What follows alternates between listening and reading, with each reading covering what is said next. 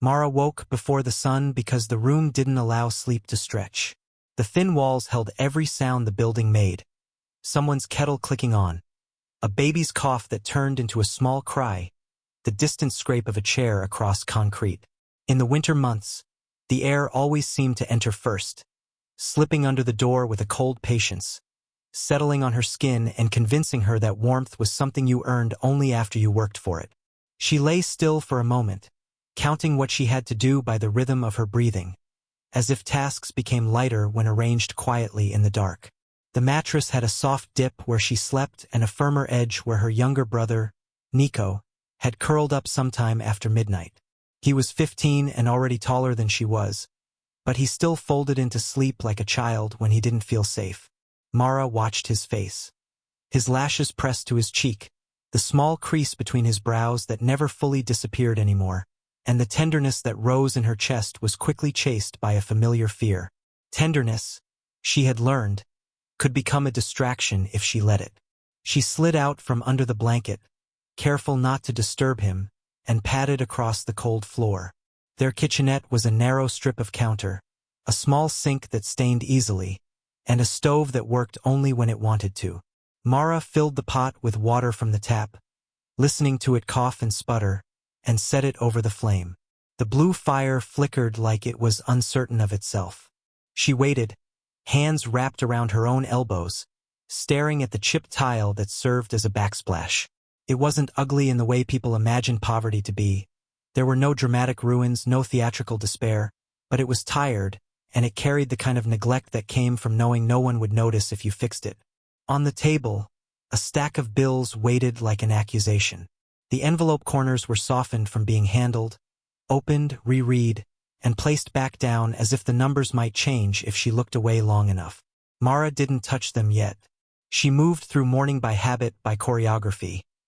Rice from the jar into a container, a sliced apple turned into 2 portions, the last of the bread toasted and split. She wrote a quick note for Nico, what she'd packed, the reminder about his school form, the line that said she'd be back late, and pressed it under the mug so it wouldn't blow away in the draft. Her phone buzzed at 5:47 a.m. The screen showed a message from Ms. Livia, the woman who ran the small cafe near the bus terminal. Mara's second job was there, on mornings when the laundry shift didn't start until later. The message was short. Can you come earlier? Supplier messed up. Need help sorting. Mara typed back yes without thinking. She could not afford the luxury of hesitation. Every extra hour meant a few more coins in her pocket, a little less panic when the landlord knocked. She moved to the small mirror by the door, brushed her hair into a tight braid, and smoothed her uniform shirt until the fabric stopped clinging. The shirt was faded at the seams, and the collar had lost its stiffness, but it was clean, and clean was her quiet rebellion. Outside, the street was gray and damp, the kind of morning that made everything look like it was waiting to be told what to become. She walked briskly, the bag on her shoulder bouncing lightly with each step. The neighborhood smelled of yesterday's cooking oil and wet pavement. A stray dog watched her from under a parked car, its eyes cautious but not hostile. Mara gave it a small nod as she passed, a habit she'd started without knowing why, acknowledging another life that had learned the same kind of carefulness. The cafe was already lit when she arrived, the warm yellow glow spilling onto the sidewalk. Inside, Ms. Livia stood behind the counter with her sleeves rolled up, surrounded by boxes of pastries and stacked cartons of milk. Her hair was tied in a bun, her mouth set in a line that meant she was irritated but not defeated. She looked up when Mara entered, relief softening her features for a moment. "Good," she said, voice brisk. "You're an angel, you know that?" Mara smiled, because it was easier than correcting anyone's kindness. She set her bag down and immediately began sorting. Croissants that smelled faintly sweet and buttery, loaves wrapped in plastic, a tray of muffins that had sunk in the middle. She moved quickly, hands sure, eyes scanning for what could still be sold and what had to be discarded. Ms. Livia worked beside her, muttering about suppliers and rising costs, the same complaints everyone had, only said with more resignation than anger.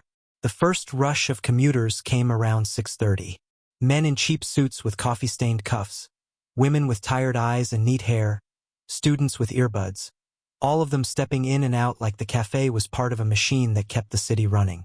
Mara poured coffee, wiped spills, and counted change with practiced speed.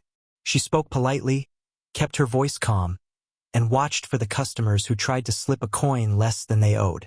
She didn't confront them harshly. She simply looked up, steady and quiet, and waited for them to correct themselves.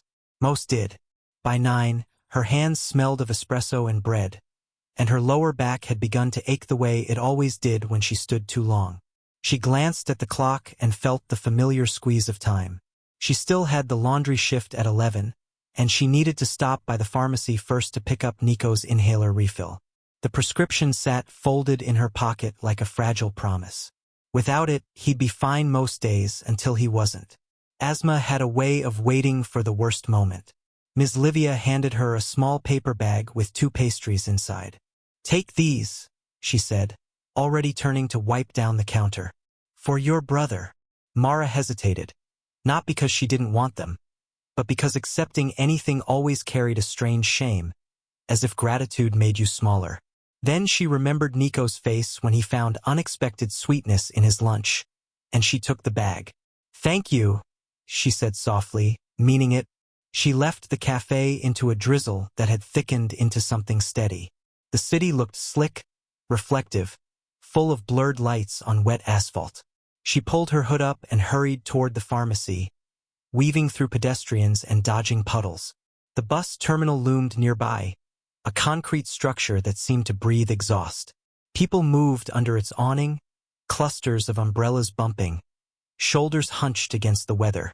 At the pharmacy window, the woman behind the counter scanned the prescription and frowned. "Insurance didn't go through," she said, tapping at the computer. "You'll have to pay full price today." Mara felt her stomach drop, not dramatically, but with the quiet certainty of a door closing. "How much?" she asked, already knowing it would be more than she had. The number the woman said was impossible in the way that small amounts become impossible when every coin already belongs to something else. Mara stared at the counter, where a display of hand creams and cough drops sat arranged like the world was full of unnecessary choices. She tried to calculate if she skipped lunch, if she delayed the electricity payment by a week, if she borrowed from Ms. Livia and lied about why. Her throat tightened. "I'll come back," Mara said, voice controlled. She folded the prescription again and slid it into her pocket. The woman nodded with practiced indifference, already turning to the next customer. Outside, the drizzle had turned into a cold rain. Mara stood under the pharmacy awning for a moment, listening to water strike the sidewalk, watching shoes splash through shallow streams. Her phone buzzed again, this time the laundry supervisor asking if she could take an extra hour at the end of her shift. Mara's fingers hovered over the screen. Yes, she typed because she had no other answer. She started walking toward the laundromat, head down, mind turning over the problem like a stone she couldn't put down. Nico's inhaler, the rent, the way the bills stacked like they multiplied in the night. She moved with the determined speed of someone who believed that if she walked fast enough, she could outrun the feeling of sinking. The crosswalk light turned red when she reached the wide intersection near the terminal. She stopped, breathing hard, rain dripping from her hood. Cars streamed by, their tires hissing. On the other side of the street rose a building that didn't belong to her part of the city. Tall, glass-fronted, clean in a way that looked almost sterile. A private clinic, she realized, the kind with a doorman and polished stone. It was there like a quiet insult, shining in the rain. As she waited, she saw movement near the curb to her left. A black car pulled in too sharply, the kind of vehicle that looked expensive even when splashed with water. The driver's door opened, and a man in a dark coat stepped out, scanning the area with the alertness of someone who expected trouble even in daylight. Mara's eyes flicked away instinctively. Wealth always came with a kind of gravity, pulling attention and discomfort at the same time. Then she noticed another figure, slightly behind the car, near the edge of the sidewalk. A young man stood there, not sheltered by an umbrella, his hair damp, his shoulders tense. He didn't look like someone enjoying a rainy morning. He looked like someone who had stepped out too quickly and forgotten what it meant to be exposed. His face was pale in the gray light, and for a moment he seemed to sway, as if the world under his feet had shifted. Mara's first thought was that he was drunk. Her second thought was that it didn't matter.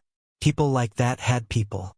They had drivers, assistants, someone whose job was to notice when they wavered. But the man in the dark coat was turned away, talking sharply into his phone, and the young man's hand went to his chest, fingers pressing as if he were trying to keep something inside. His eyes were open but unfocused, fixed on nothing. The rain ran down his face like tears he hadn't chosen. Mara felt her body tense, caught between instinct and caution. She remembered Nico at 12, wheezing, eyes wide with panic, and how helplessness had looked on his face. She remembered the way adults had walked past because they were busy, because it was easier to assume someone else would stop. The light turned green. People surged forward. Mara took one step, then stopped. The young man swayed again, and this time his knee bent as if it might give out. The expensive car idled, its engine low and steady, indifferent. Mara moved before she could fully decide. She crossed toward him, rain soaking her sleeves, her shoes already wet. When she reached him, she didn't touch him immediately. She leaned in slightly, careful, respectful. "Are you okay?" she asked, voice low so it wouldn't turn him into a spectacle. He blinked slowly, as if pulling himself up from deep water. His gaze landed on her, and something sharp flashed there.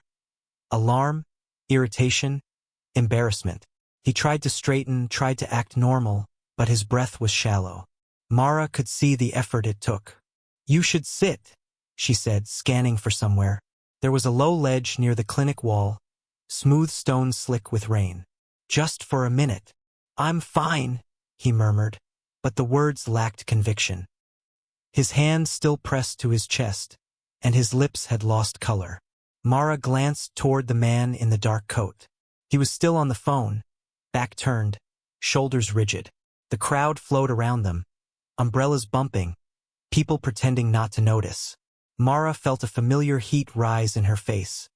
Not anger exactly, but the sting of being the only one willing to look. She guided the young man toward the ledge with a light touch at his elbow, firm enough to steady him but not enough to claim him. He resisted for a second, pride stiffening his posture. Then his body betrayed him and he sat, shoulders slumping. Mara crouched slightly, keeping her presence small, trying not to make him feel cornered. "Breathe slow," she said, soft and practical. "In through your nose if you can." He stared at her as if he didn't understand why she was there. In his eyes, Mara saw something she recognized. The discomfort of needing help, the fear of being seen as weak. It was strange to find that in someone whose life looked like it had been built to avoid discomfort. Mara didn't ask his name. She didn't ask who he was. She simply stayed, holding the moment steady. After a minute, his breathing eased a fraction, and the color returned slightly to his lips. The rain continued to fall, but the world around them felt quieter, narrowed to the small space between his struggle and her decision to remain. The man in the dark coat finally turned, his eyes scanning, landing on Mara with immediate suspicion. He stepped toward them, jaw tight, phone still in hand. Mara stood slowly, palms open in a gesture that was both peace and boundary. "He looked like he was going to faint," she said, voice controlled. "I just had him sit." The man's gaze flicked to the young man, then back to Mara. His expression softened slightly with relief, but it hardened again into something protective, something that placed her automatically on the wrong side of the line. Mara felt it like a cold touch. She was not welcome here even while doing something human. The young man lifted his head, looking between them. His eyes rested on Mara a moment longer, and in that look there was a quiet conflict, gratitude struggling against the walls he'd been taught to build. Mara stepped back, making space. She could feel the weight of her wet clothes, the ache of time pressing. The laundromat shift waited. Nico's inhaler waited. Life did not pause because she'd stopped for someone who had a black car and a guarded man. Still, as she walked away, the rain on her face felt different. Not warmer, not kinder, just sharper in its reality. She had crossed an invisible line for a moment, not into glamour, but into a world that would judge her presence before it judged her actions. The imbalance settled quietly inside her. Not a dramatic fear, but a small, persistent awareness that dignity could be questioned even when you did the right thing. She kept walking, steady again, carrying that new weight with the rest of her responsibilities, and by the time she reached the next block, her breathing had returned to its usual rhythm, as if she had tucked the moment away where it could not break her day. Rain followed Mara the way fatigue did, quietly and without asking permission. By the time she reached the laundromat, her braid had loosened at the nape of her neck and the hem of her pants clung to her calves with cold, damp weight. The air inside was warmer, thick with detergent and steam, and the sound of machines filled the room with a constant, turning pressure. It should have been comforting, that steady hum, but it only made her feel how long the day could be when you didn't have the money to stop. She clocked in, tied on an apron that still held faint bleach stains from someone else's carelessness, and took her place at the folding table. Towels, sheets, uniforms, hospital linens that smelled like disinfectant and other people's lives. Mara's hands moved automatically, flipping corners, smoothing creases, stacking each item in neat piles the way she stacked her own worries.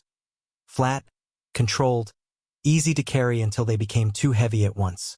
The supervisor, a woman named Dahlia who measured people by their speed, glanced at Mara's wet sleeves and didn't ask where she'd been.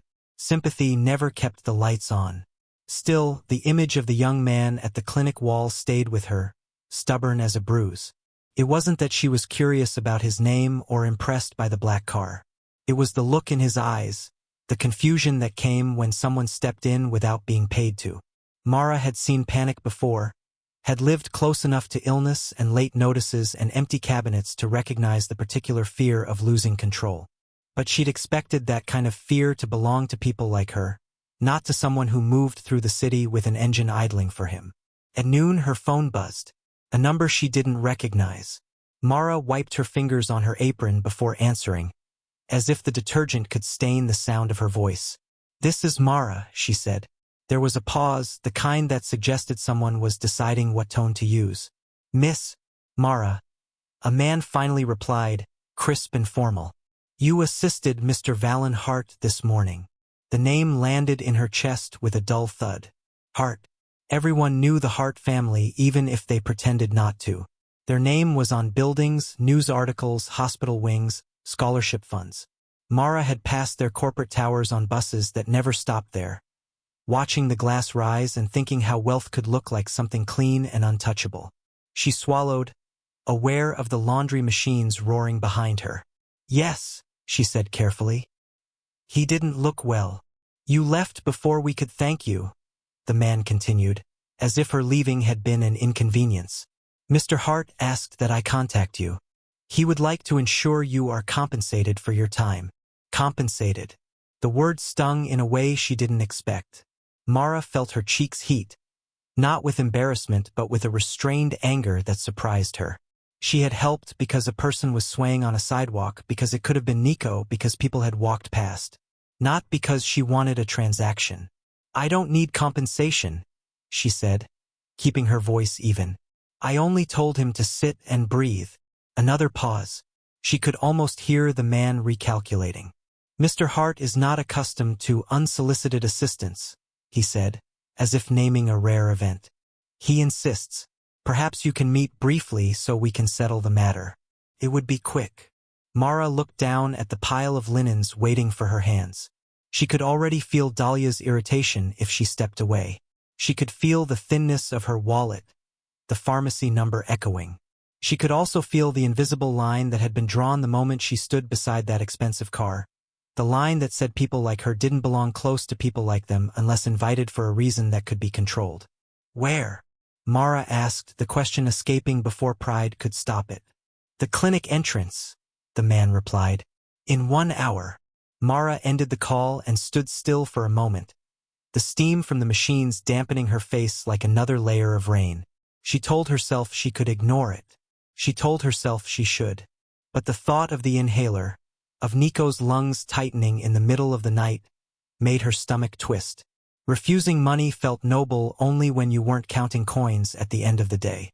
When she asked Dahlia for a short break, Dahlia's eyes narrowed, scanning Mara's posture for weakness. 10 minutes, she said. Don't make it a habit. Mara walked quickly back through the wet streets, her shoes squeaking faintly. The rain had softened into a light mist, and the city smelled like metal and damp stone. The private clinic stood the same way it had earlier, polished and guarded, its entrance sheltered beneath a wide canopy. A man in a dark coat waited near the curb, posture rigid, eyes moving across pedestrians like they were potential threats. He spotted Mara immediately. People like her were easy to spot in places like this, not because she was loud, but because she looked as if she belonged to a different story. He approached with measured steps. Up close, he looked older than she'd thought, with the tense jawline of someone who spent his life anticipating problems. "Miss Mara," he said, not offering his name. "Thank you for coming." "I have to go back to work," Mara replied. She didn't mean it rudely. She meant it as truth. "This will be brief," he promised. He reached into his coat and produced an envelope, thick and clean, the paper unwrinkled as if it had been kept away from weather and hands. "Mr. Hart would like you to accept this." Mara stared at the envelope. She didn't touch it yet. The gesture felt too easy, too smooth. In her world, money never arrived in neat paper. It came in crumpled bills, coins counted twice, wages that disappeared into rent and groceries before you could feel them. "I didn't ask for anything," she said. "I understand," the man replied, though his tone suggested he didn't. "But you intervened during a moment of vulnerability. It is appropriate that it be acknowledged." Vulnerability. Mara's gaze flicked toward the clinic doors, where people came and went in coats that looked expensive even when wet. She wondered what kind of vulnerability required an envelope instead of a simple thank you. She wondered if this was how they controlled discomfort, by paying it off until it stopped existing. "I don't want trouble," Mara said quietly. "I didn't do anything wrong." The man's expression tightened. "No one is accusing you," he said, but the words didn't remove the feeling that she was being measured. "This is simply the family's way." Before Mara could respond, the clinic doors opened again. The young man stepped out, and the air around him seemed to shift. He wore a dark sweater and a coat that fit perfectly, not flashy but expensive in its simplicity. His hair was still slightly damp, and the shadows under his eyes made him look older than he probably was. He walked toward them with a guarded stiffness, like someone who'd been forced to leave a room before he felt ready. His gaze landed on Mara, and she saw recognition flicker, quickly covered. He looked at her the way people looked when they realized they'd been seen in a state they hadn't chosen. His mouth tightened, then relaxed, then tightened again. A quiet battle played across his face, as if gratitude embarrassed him more than anger ever could. "You came," he said, voice low. Mara nodded once. She didn't smile. She didn't bow her head. "Your driver called," she replied, then corrected herself because the man beside her clearly wasn't a driver. "The man who works with you." The older man's eyes narrowed slightly at her wording, but Valen didn't react. He looked at the envelope in the man's hand, then at Mara's wet sleeves. His gaze lingered on her hands, red at the knuckles from detergent and cold, and something in his expression softened for a moment, so brief Mara might have imagined it. "I didn't mean to pull you away from your day," Valen said. His words were careful, as if he'd practiced them in his head. "I didn't handle it well earlier." Mara watched him closely. She could hear the effort under his voice. Apology didn't come naturally to people who never had to ask for anything. "You weren't feeling well," she said. "It happens." His eyes flicked away, as if the simplicity of her acceptance unsettled him. "It doesn't happen in public," he muttered, then caught himself, as if realizing how that sounded. The defensiveness returned, but underneath it Mara sensed something else. Exhaustion, maybe, or a pressure she couldn't see. Not the kind that came from choosing between rent and medicine, but the kind that came from being trapped inside expectations that had been built for you since birth. The older man held the envelope out again, insistence tightening his posture. "Please," he said, "take it.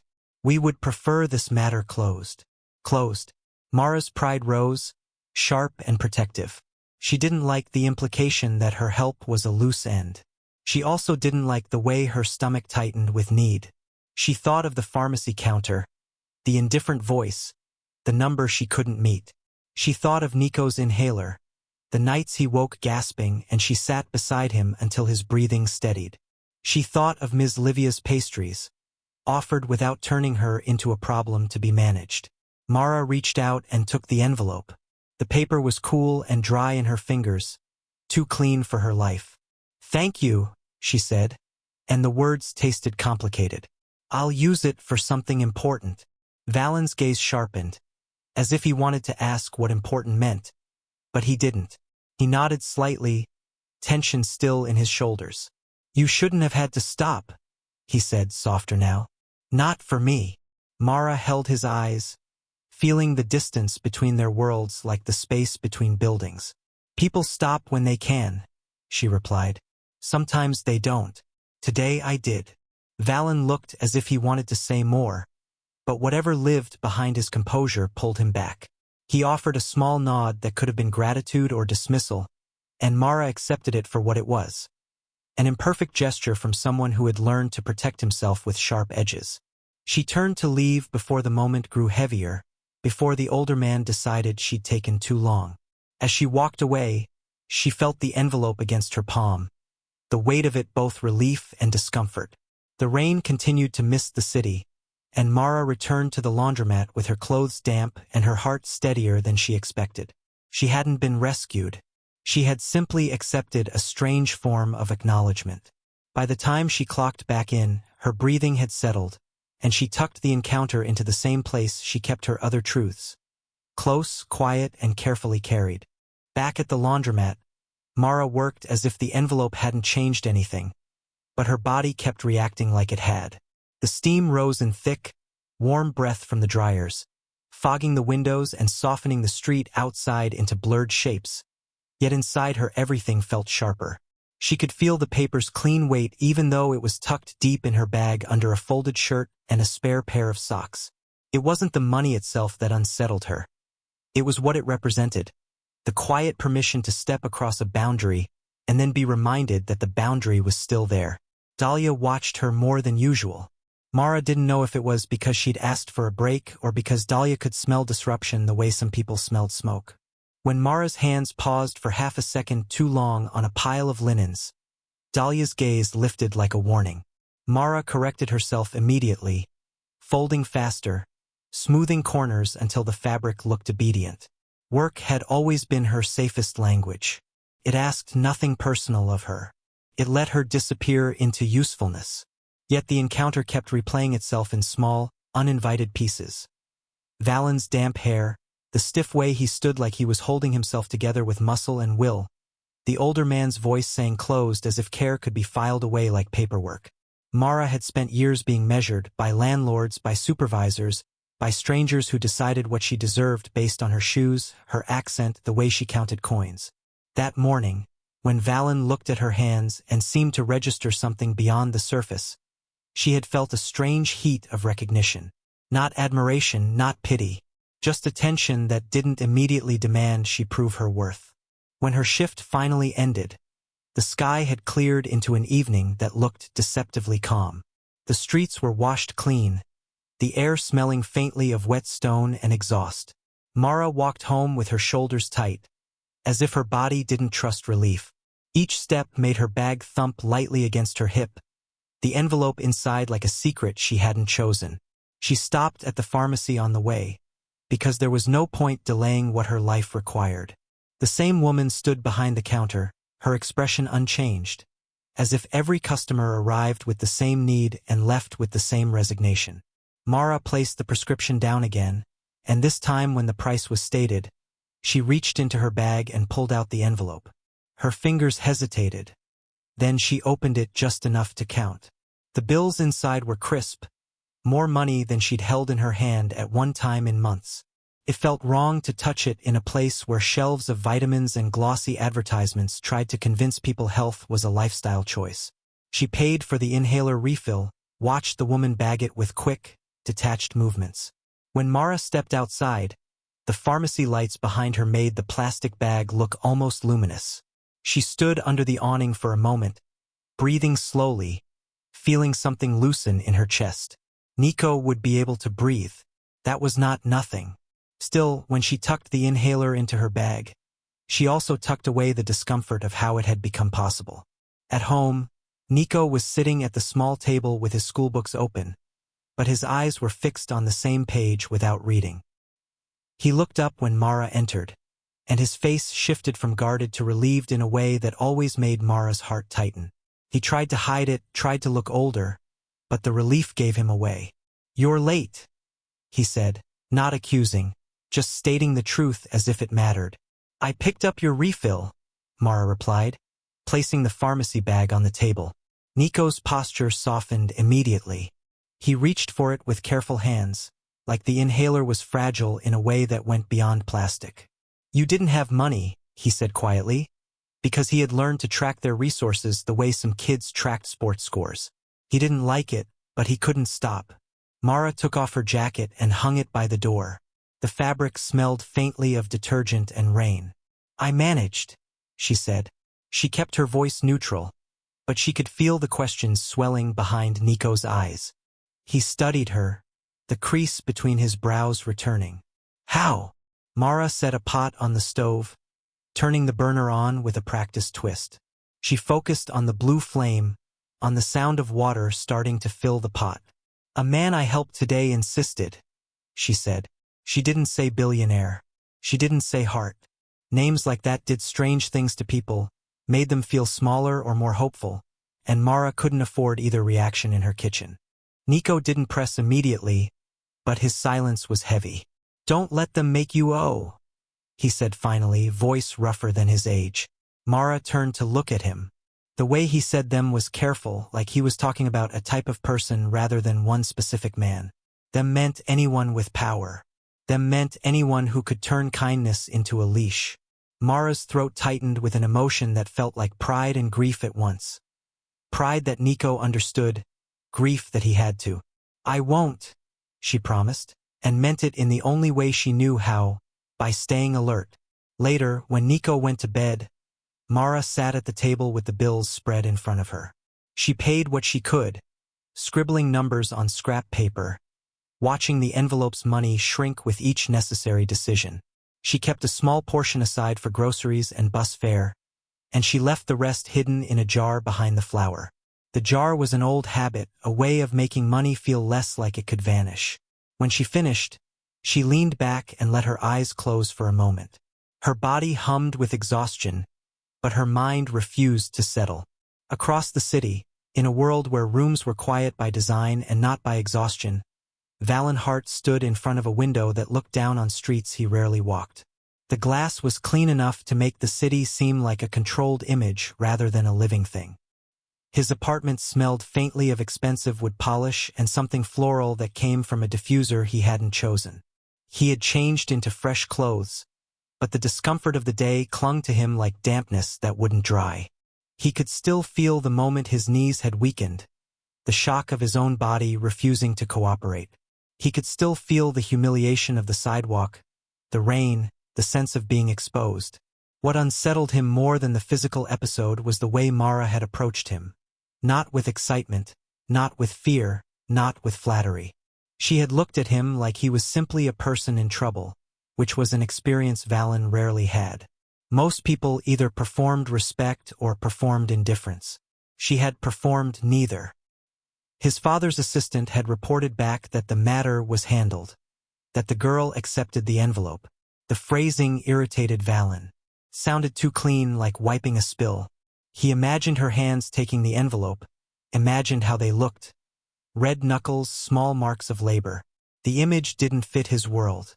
He had spent his life surrounded by polished surfaces and careful people. He had believed, without thinking, that those surfaces meant safety. Today, a stranger in wet sleeves had steadied him more effectively than anyone paid to protect him. At dinner, his father spoke about a meeting with investors, his mother mentioned a charity gala, and Valen moved food around his plate without tasting it. The table was long, the lighting warm, but the atmosphere was controlled, each sentence shaped to avoid discomfort. No one asked why Valen looked tired. No one asked what had happened at the clinic. In his family, concern was often replaced by strategy. If a problem existed, it was managed, not held. Later, as he walked through the lobby of the building, he noticed security watching him closely, more alert than usual. His father's influence reached even into the posture of strangers. Valen realized, with a dull irritation, that someone had already decided Mara's presence in his day was a risk. The older man's wording returned. We would prefer this matter closed. It wasn't only about protecting Valen.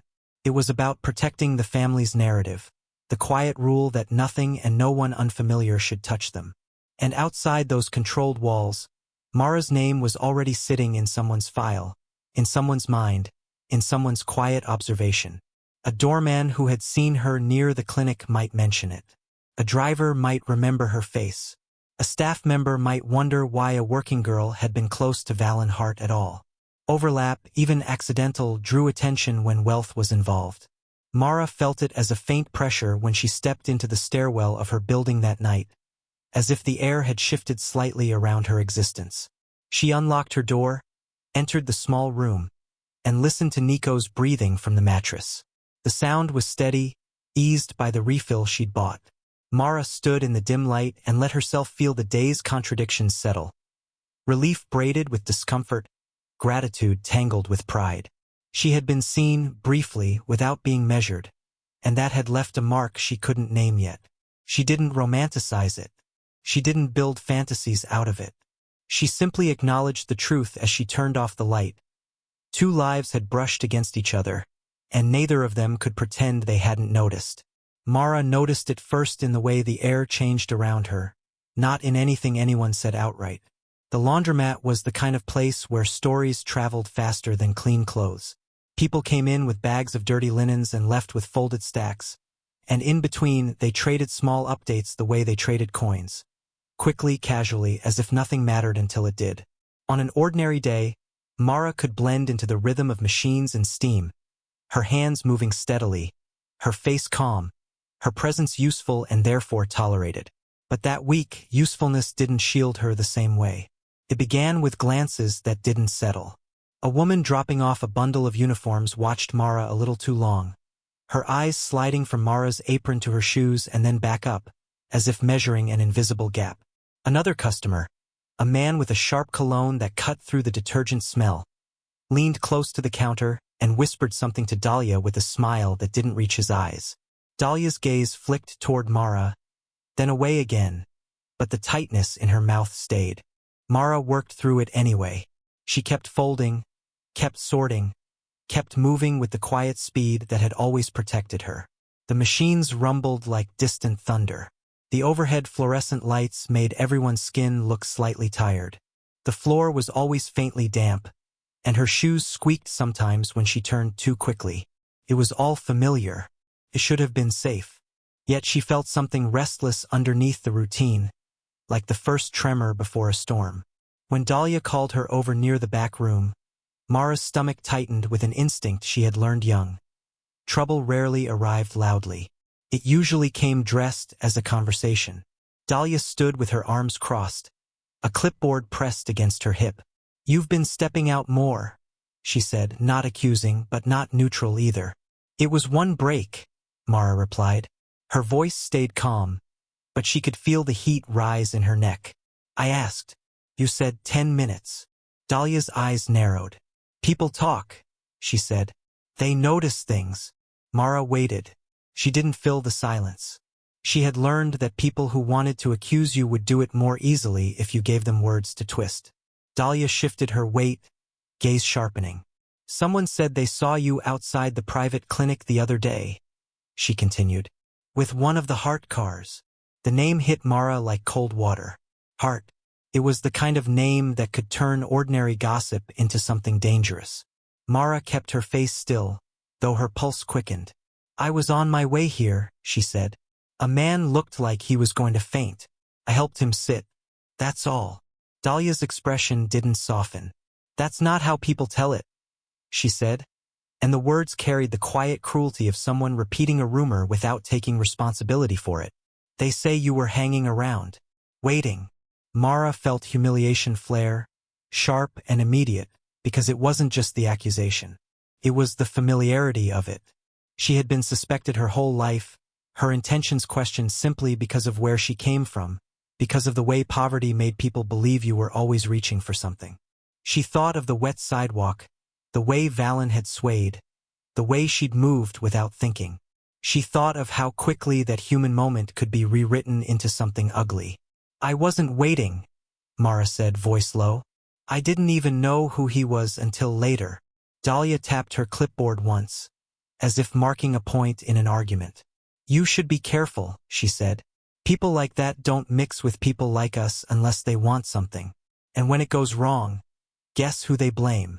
People like us. The words landed with a dull, heavy certainty. Mara wanted to tell her that there was no mixing, that she hadn't asked for anything, that she'd been pulled into it by nothing more than a body nearly collapsing in public. But she could already see Dahlia's mind closing, the way fear and judgment made people cling harder to rules. Dahlia didn't want truth. She wanted distance. Mara nodded once because arguing would only make her look defensive, and defensiveness was often mistaken for guilt. She returned to the folding table with her hands trembling slightly, forcing them steady by pressing her fingertips into the fabric until she felt the texture again. Cotton, linen, things that could be smoothed. By the time her shift ended, the rumor had grown a little, the way it always did. It wasn't a lie anyone owned. It was a shared invention, passed mouth to mouth until it felt like common sense. Mara heard fragments as she walked past the front counter. Some girls know how to get noticed, someone muttered. She's smart, another voice said. Admiration and contempt tangled together. A laugh followed, light and careless, the kind that treated her life as entertainment. Mara left without looking back. Outside, the day was brighter than she felt, the sun making the wet pavement sparkle as if the city had been polished overnight. She walked faster than usual, shoulders tight, jaw clenched, as if speed could outrun shame. The envelope money was nearly gone now, transformed into an inhaler refill and a partial rent payment.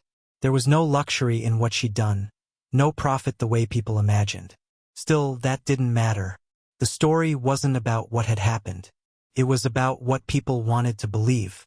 At home, Nico noticed the tension immediately, because he had lived close enough to Mara's silence to recognize its different shapes. He sat on the mattress, schoolbook open, but his eyes followed her. What happened? He asked. Mara hung her jacket on the hook and didn't answer right away. The room smelled faintly of the soup she'd made the night before, the kind that stretched cheap ingredients into something filling. Nothing, she said automatically, then regretted it because Nico's face tightened. It's not nothing, he said quietly. He wasn't accusing her. He was trying to reach her. Mara sat at the table and rubbed her palms together, as if she could scrub the day off her skin. People at work think I was trying to get something, she admitted. Saying it out loud made it feel more real, more humiliating. Because I helped that man near the clinic. Nico's expression hardened. They always think that, he said. His voice carried a bitterness that didn't belong to a 15-year-old but had been forced into him anyway. Because it's easier than believing you can just be good. Mara looked at him, throat tight. Nico didn't say her name with pity. He said it like a fact.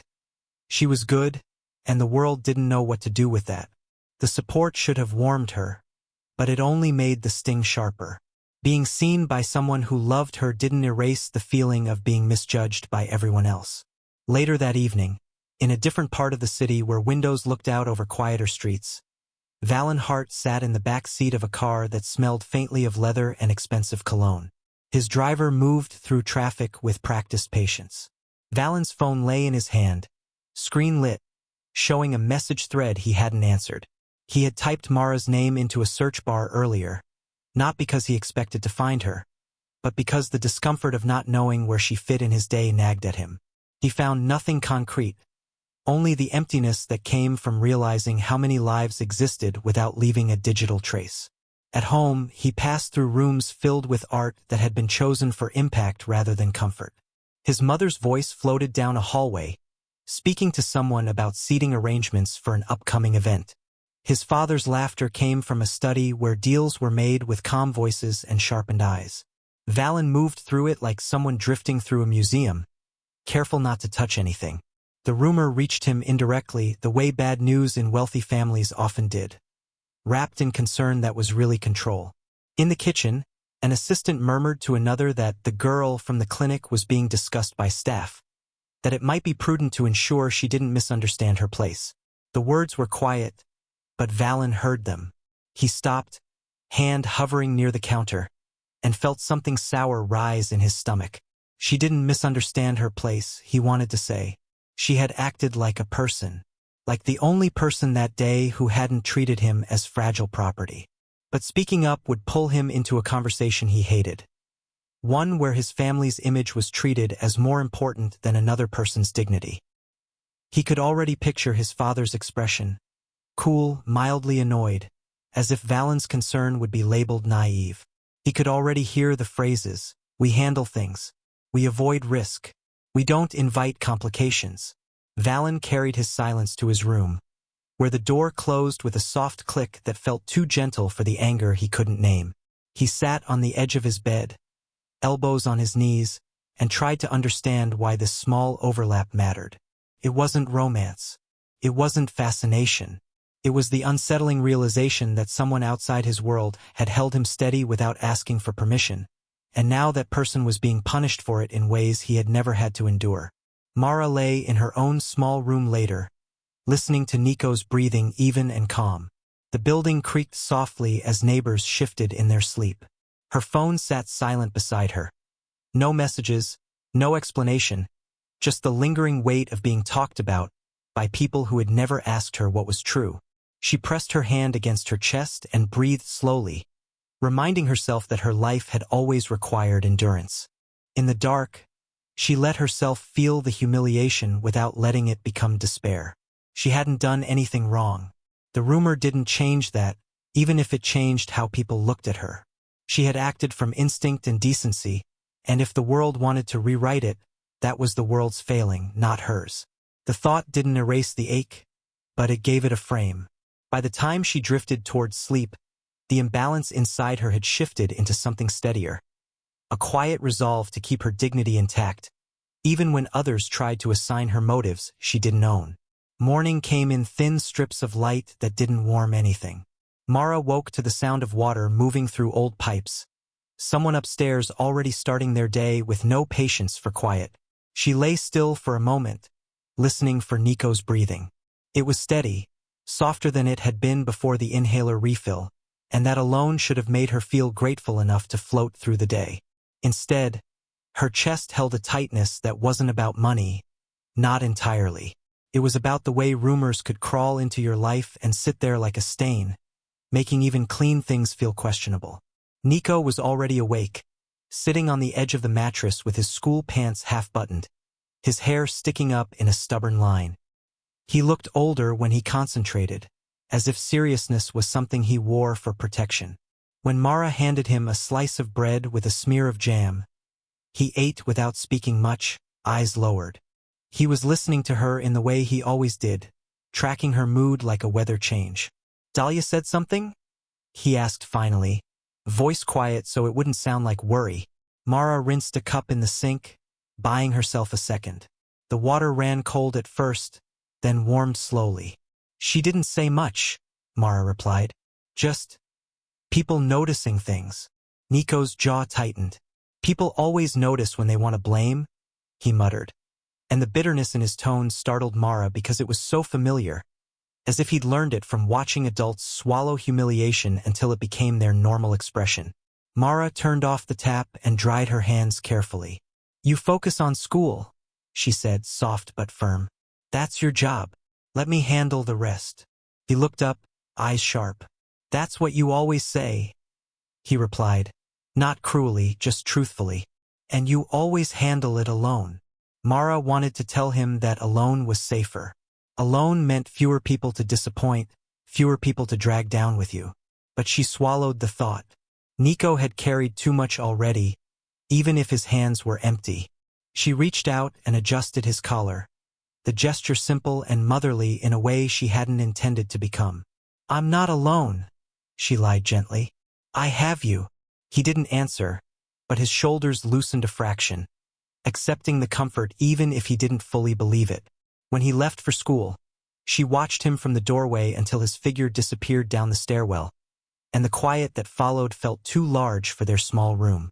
On her way to the laundromat, Mara took the longer route that passed the cafe near the terminal. She didn't need coffee, but she needed the steady presence of someone who didn't look at her like a rumor.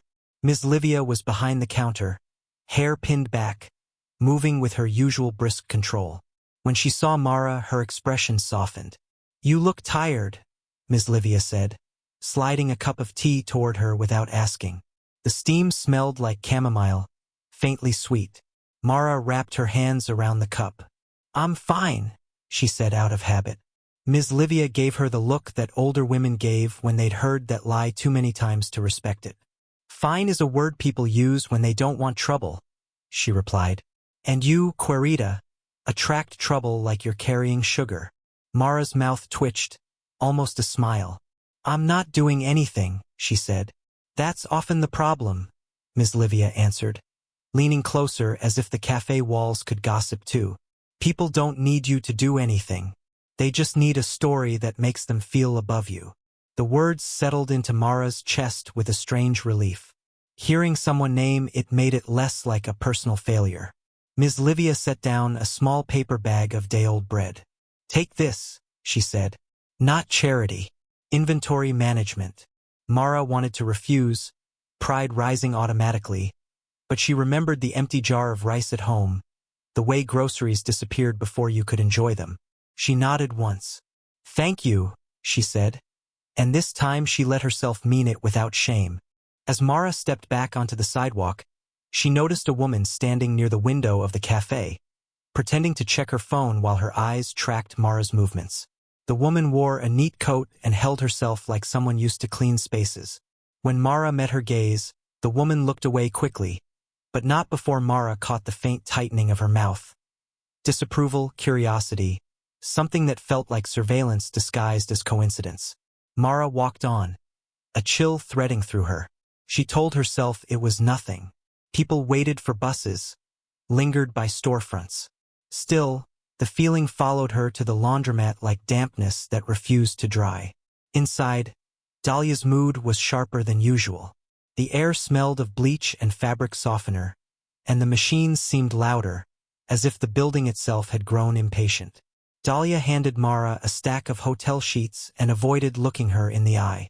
Mara worked quietly, but she felt the room's attention shifting whenever she moved. It wasn't everyone. It was enough. At mid-morning, a customer came in. A woman with manicured nails and a face that looked like it had learned to smile only for photographs. She spoke to Dahlia in a low voice, then glanced openly at Mara. Mara pretended not to notice, folding with steady precision, but her skin prickled with humiliation. Being watched while you worked made you feel like an object, like your labor wasn't enough to earn privacy. When the woman left, Dahlia finally approached Mara, her clipboard held like a shield. "Do you have connections now?" she asked, voice clipped. Mara paused, sheet half-folded in her hands. "No," she said. Dahlia's eyes narrowed. "Because someone called here," she said. "Asked about you." Mara's stomach dropped, the fear quick and cold. "Who?" she asked, though she already knew. Dahlia shrugged as if it didn't matter, but her posture said it did. "A woman, polite, wanted to confirm you worked here, wanted to know your schedule." Mara's fingers tightened around the fabric. The laundromat suddenly felt too small, too exposed. "What did you say?" she asked, voice low. "I said you're an employee," Dahlia replied. "That's it. But Mara, be smart. Don't bring rich people problems here. We can't afford them. The word was supposed to make it feel like solidarity, but it landed as a warning. "You are replaceable." Mara nodded once, swallowing her panic. "It won't happen again," she said, though she didn't know if she could control it. Across the city, in the Hart household, the morning moved like a well-rehearsed performance. The kitchen counters shone, the flowers were fresh, and every sound was softened by wealth. Carpeted hallways, quiet doors, voices trained not to rise. In that controlled environment, Leona moved with the calm competence of someone who had spent years managing other people's comfort. Leona was not young, but she wasn't old either. Her hair was dark and always pinned neatly, her uniform pressed, her hands steady. She had started working for the Harts when Valen was still a boy, back when his laughter had been louder and his mother's eyes still softened without calculation. Leona had watched the family change in small, almost invisible ways. Warmth replaced by schedules, affection replaced by appearances. She had learned that in wealthy homes, reputation was treated like a living thing that had to be fed and protected, even if real people went hungry for kindness. That morning, Mrs. Hart spoke over breakfast about an incident that had been handled. Her tone was light, almost amused, but her eyes were sharp. "That girl," she said, as if Mara was a type rather than a person. "The one near the clinic. We should ensure she doesn't misunderstand what happened." Valen sat at the table, posture stiff, stirring his coffee without drinking it. His face was composed, but Leona could see the tension in his jaw, the way his fingers tightened around the spoon. Leona had always noticed the things that went unspoken. It was her job, and it was also her quiet compassion. "She helped," Valen said finally, voice controlled. "That's all." Mrs. Hart's smile didn't falter, but it cooled. "People help for reasons," she replied. "Especially people who don't have much." The sentence was said softly, as if it were wisdom. Leona felt something harden in her chest. She thought of her own younger years, of sending money back to a sister, of working double shifts when her mother fell ill. Need did not automatically make a person dishonest. Sometimes it made them more careful, more proud, because there was less room to fail. Mr. Hart entered the room mid-conversation, tie already perfect. He listened for a moment, then nodded as if hearing a report. "We don't need headlines," he said. "We don't need a story about Valen being saved by anyone. Make sure it's contained." Contained. The same word, different mouth. Leona watched Valen's face tighten, watched him swallow whatever he wanted to say. Silence was the family language. Silence kept the image intact. After breakfast, Leona found Valen in the hallway near the study, standing alone with his phone in his hand, staring at the screen as if it might accuse him. Leona didn't approach like a servant bringing instructions. She approached like someone who had once wiped his knees when he fell. "Are you all right, sir?" she asked gently. Valen's eyes lifted. For a moment, the guarded expression slipped, revealing something younger beneath. "They called her workplace," he said quietly, and the discomfort in his voice wasn't about being watched. It was about what it might cost Mara. Leona's throat tightened. "Your mother is cautious," she replied carefully. Valen let out a short, humorless breath. "Cautious?" he repeated, as if tasting the word and finding it false. He looked down again, shoulders tense. "I didn't want this to touch her life." Leona studied him, seeing the conflict clearly. He had been raised to protect the family, to protect himself, to avoid anything that could be interpreted as weakness. Correcting the narrative would mean admitting the incident mattered, admitting that the person who helped him wasn't invisible. Staying silent would mean letting someone else pay for his discomfort. Leona reached out and adjusted his sleeve, a small gesture that reminded him someone was near. "Sometimes," she said softly, "silence is not protection, it is permission." Valen's eyes flicked to her, startled by the directness. Leona held his gaze with quiet steadiness. She had no power in this house except the courage to speak truth when no one else did. Back at the laundromat, Mara finished her shift with her shoulders tight and her throat dry. The day had cost her more than sweat. It had cost her a little more confidence in the safety of her routines. When she walked home, she took careful note of faces behind her, of cars that slowed too long at intersections.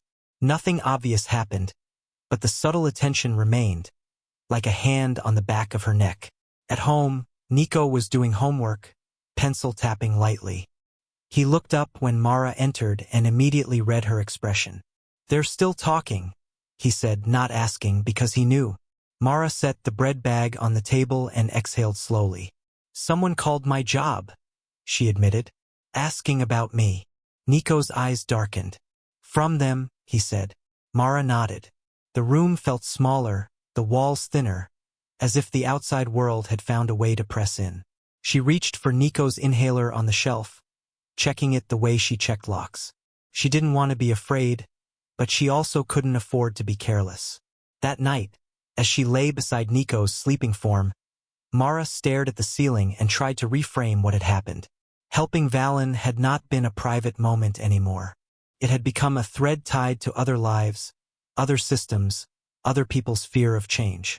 She had stepped in for 1 minute of human decency, and now her job, her home, her brother's stability all sat closer to the edge. Still, beneath the anxiety, Mara felt a stubborn clarity. She would not let shame rewrite her intention. She would not let their world define her motives. If being decent came with costs, she would count them carefully, the way she counted everything, and she would pay them only as far as she could without losing herself.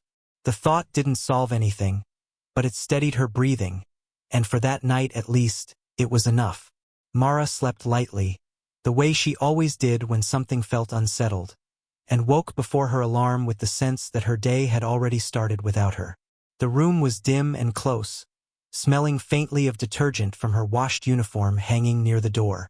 Nico lay on the mattress with one arm flung across his chest, his breathing even, but Mara still watched him for a moment as if steadiness could be taken away by negligence.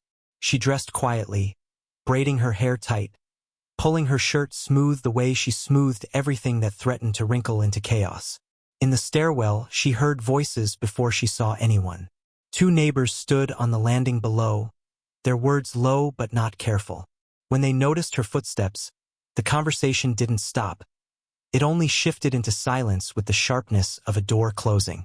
One woman smiled too quickly, eyes flicking over Mara's face, then down to her hands as if searching for evidence. Mara kept walking, refusing to shrink, but she felt the familiar heat of humiliation creep up her neck. The building had always been crowded with other people's lives, but now it felt crowded with other people's opinions. Outside, the air was cold enough to bite at her cheeks. The city looked washed and bright, sunlight catching on puddles and turning them into small mirrors. Mara walked fast, bag tucked under her arm, passing the cafe and the bus terminal, and she didn't look toward the private clinic even though her body wanted to. She told herself she had no reason. She had helped once. She had accepted an envelope because her brother needed to breathe. That should have been the end. At the laundromat, Dahlia greeted her with a nod that was too stiff to be neutral. The machines were already running, the room filled with that constant hum that used to feel like background noise and now felt like scrutiny. Mara tied on her apron and went straight to work, folding hotel sheets with sharp, efficient movements. She kept her eyes down, not out of shame, but out of control. If she didn't meet anyone's gaze, she wouldn't have to read what they thought of her. By mid-morning, the bell above the door chimed, and a woman stepped in who did not belong to the laundromat's usual traffic. She wore a tailored coat that didn't crease when she moved and held a leather folder close to her side as if it were part of her body. Her hair was pinned neatly, her makeup understated in a way that suggested expensive restraint. She paused just inside the doorway, eyes scanning the room with a calm certainty that made the space feel smaller. Dahlia straightened immediately, as if her spine recognized authority. "Can I help you?" she asked, smoothing her own shirt as though fabric could become professionalism. The woman's gaze moved to Mara, and it didn't linger on her face first. It lingered on her apron, her posture, the work in her hands. "I'm looking for Mara," she said, voice polite but firm, the kind of politeness that did not invite warmth. "Mara Alvarez." Mara's fingers stilled on the sheet. The sound of the dryers seemed to swell, then fade, then return. She felt every eye in the laundromat tilt toward her, hungry for a scene. She stepped away from the table and approached, keeping her shoulders back. "That's me," she said. The woman smiled slightly. "My name is Celeste," she replied. She didn't offer a last name, as if hers didn't need one. "I work for the Hart family." Mara felt her stomach tighten, a quick nod of fear and anger. So it wasn't a mistake. It wasn't random curiosity. It was deliberate. Dahlia's eyes flicked between them like a spectator's. Mara could almost hear the rumor settling more firmly into the room, becoming heavier because now it had a wealthy witness. Celeste opened the leather folder and pulled out a card. "Mr. Hart and Mrs. Hart asked me to speak with you," she said. "They appreciate that you assisted Valen the other day. They also want to ensure you are supported appropriately." Supported. The word sounded gentle until it didn't. Mara didn't take the card. She kept her hands at her sides, fingers slightly curled, as if ready to protect herself from something she couldn't yet name. "I don't need support," she said quietly. "I helped because he looked unwell." Celeste nodded as if Mara had recited something predictable. "Of course," she said. "But there are ways to make sure incidents like that do not create confusion. Public misunderstandings. Gossip." Mara's face went hot. She could feel Dahlia listening, and she knew tomorrow the laundromat would repeat every syllable except the parts that made Mara human. "I didn't start the gossip," Mara said, voice low, controlled. Celeste's expression remained smooth. "No," she agreed, and the agreement felt like a trap. "But gossip spreads. It can be difficult for someone in your position." In your position. Mara understood then that the visit was not about gratitude. It was about management, containment, the same impulse dressed in different clothes. Celeste slid a paper across the counter toward Mara. "The family would like to offer you an arrangement," she said. "A short-term position in one of their affiliated properties. A stable wage, better hours. It would also include assistance with housing relocation if needed." The words should have sounded like salvation. Mara felt the room tilt slightly, the way it did when she imagined a bill being paid before it became overdue. Better hours meant more sleep, less strain on her back, more time to watch Nico's face when he studied. Housing relocation meant leaving the building that leaked cold air, leaving neighbors who judged her, leaving the landlord who raised rent without warning. It was everything she didn't dare dream about because dreaming had always been dangerous. But as Mara looked at the paper, the terms revealed themselves in the careful, cold language of transactions. Confidentiality, non-disparagement, an agreement to refrain from discussing the incident publicly, privately, or on social media.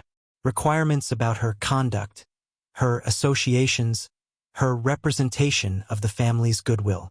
It wasn't a job offer. It was a leash disguised as a lifeline. Mara's throat tightened. "This is because of what happened outside the clinic," she said, not a question. Celeste's smile didn't change. "This is because the family values discretion," she replied. "And because it is important that boundaries remain clear. Valen is a public figure in certain circles. Unnecessary narratives can be harmful. Harmful to whom, Mara wanted to ask. Harmful to their image, certainly. Harmful to her, only insofar as her existence could be used as a stain. "I already kept my mouth shut," Mara said. The words came out sharper than she intended. People still talked. Celeste's gaze held hers, steady and measuring. "Then you understand why structure helps," she said. "This offer is generous. It would benefit you and your brother. From what I understand, he has medical needs." Mara's breath caught. The mention of Nico felt like a hand pressing on a bruise. She hadn't told them that, which meant someone had looked. Someone had asked questions. The family's caution had teeth. "Don't talk about him," Mara said softly, and the softness was more dangerous than yelling. "He's not part of this." Celeste's eyes narrowed a fraction, as if surprised by resistance. "I'm only being practical," she replied. "You are under strain. This could relieve it. All the family asks in return is clarity and discretion." Mara stared at the paper again. Her mind did what it always did when survival was involved. It calculated. Nico's inhaler refill, the rent, the unstable hours at the laundromat, Dahlia's warning, the way one phone call could put her job at risk. She could sign, take the offer, move somewhere safer, and accept that the world worked like this, that rich people made their own mess and then paid others to disappear. But another part of her, quieter and older than her years, resisted. Because signing would mean admitting she had been opportunistic. It would turn her instinctive decency into a negotiated service. It would teach Nico that dignity was something you traded away when you were tired enough. "I need time," Mara said. Celeste's expression cooled, almost imperceptibly. "The family prefers swift resolution," she replied. She tapped the paper lightly. "You can call me today. If you decline, the family will assume you want nothing further, and they will handle matters accordingly." Handle matters accordingly. Mara felt the threat in it, wrapped in velvet. She looked past Celeste toward the dryers, toward Dahlia's rigid posture, toward the customers pretending not to listen. Her life was already being handled by other people's decisions. "I'll read it," Mara said, taking the paper now because refusing it in front of everyone would look like drama. Her fingers touched the page and felt how smooth it was, how unlike the rough paper of overdue notices. "That's all I can promise." Celeste nodded once, satisfied enough.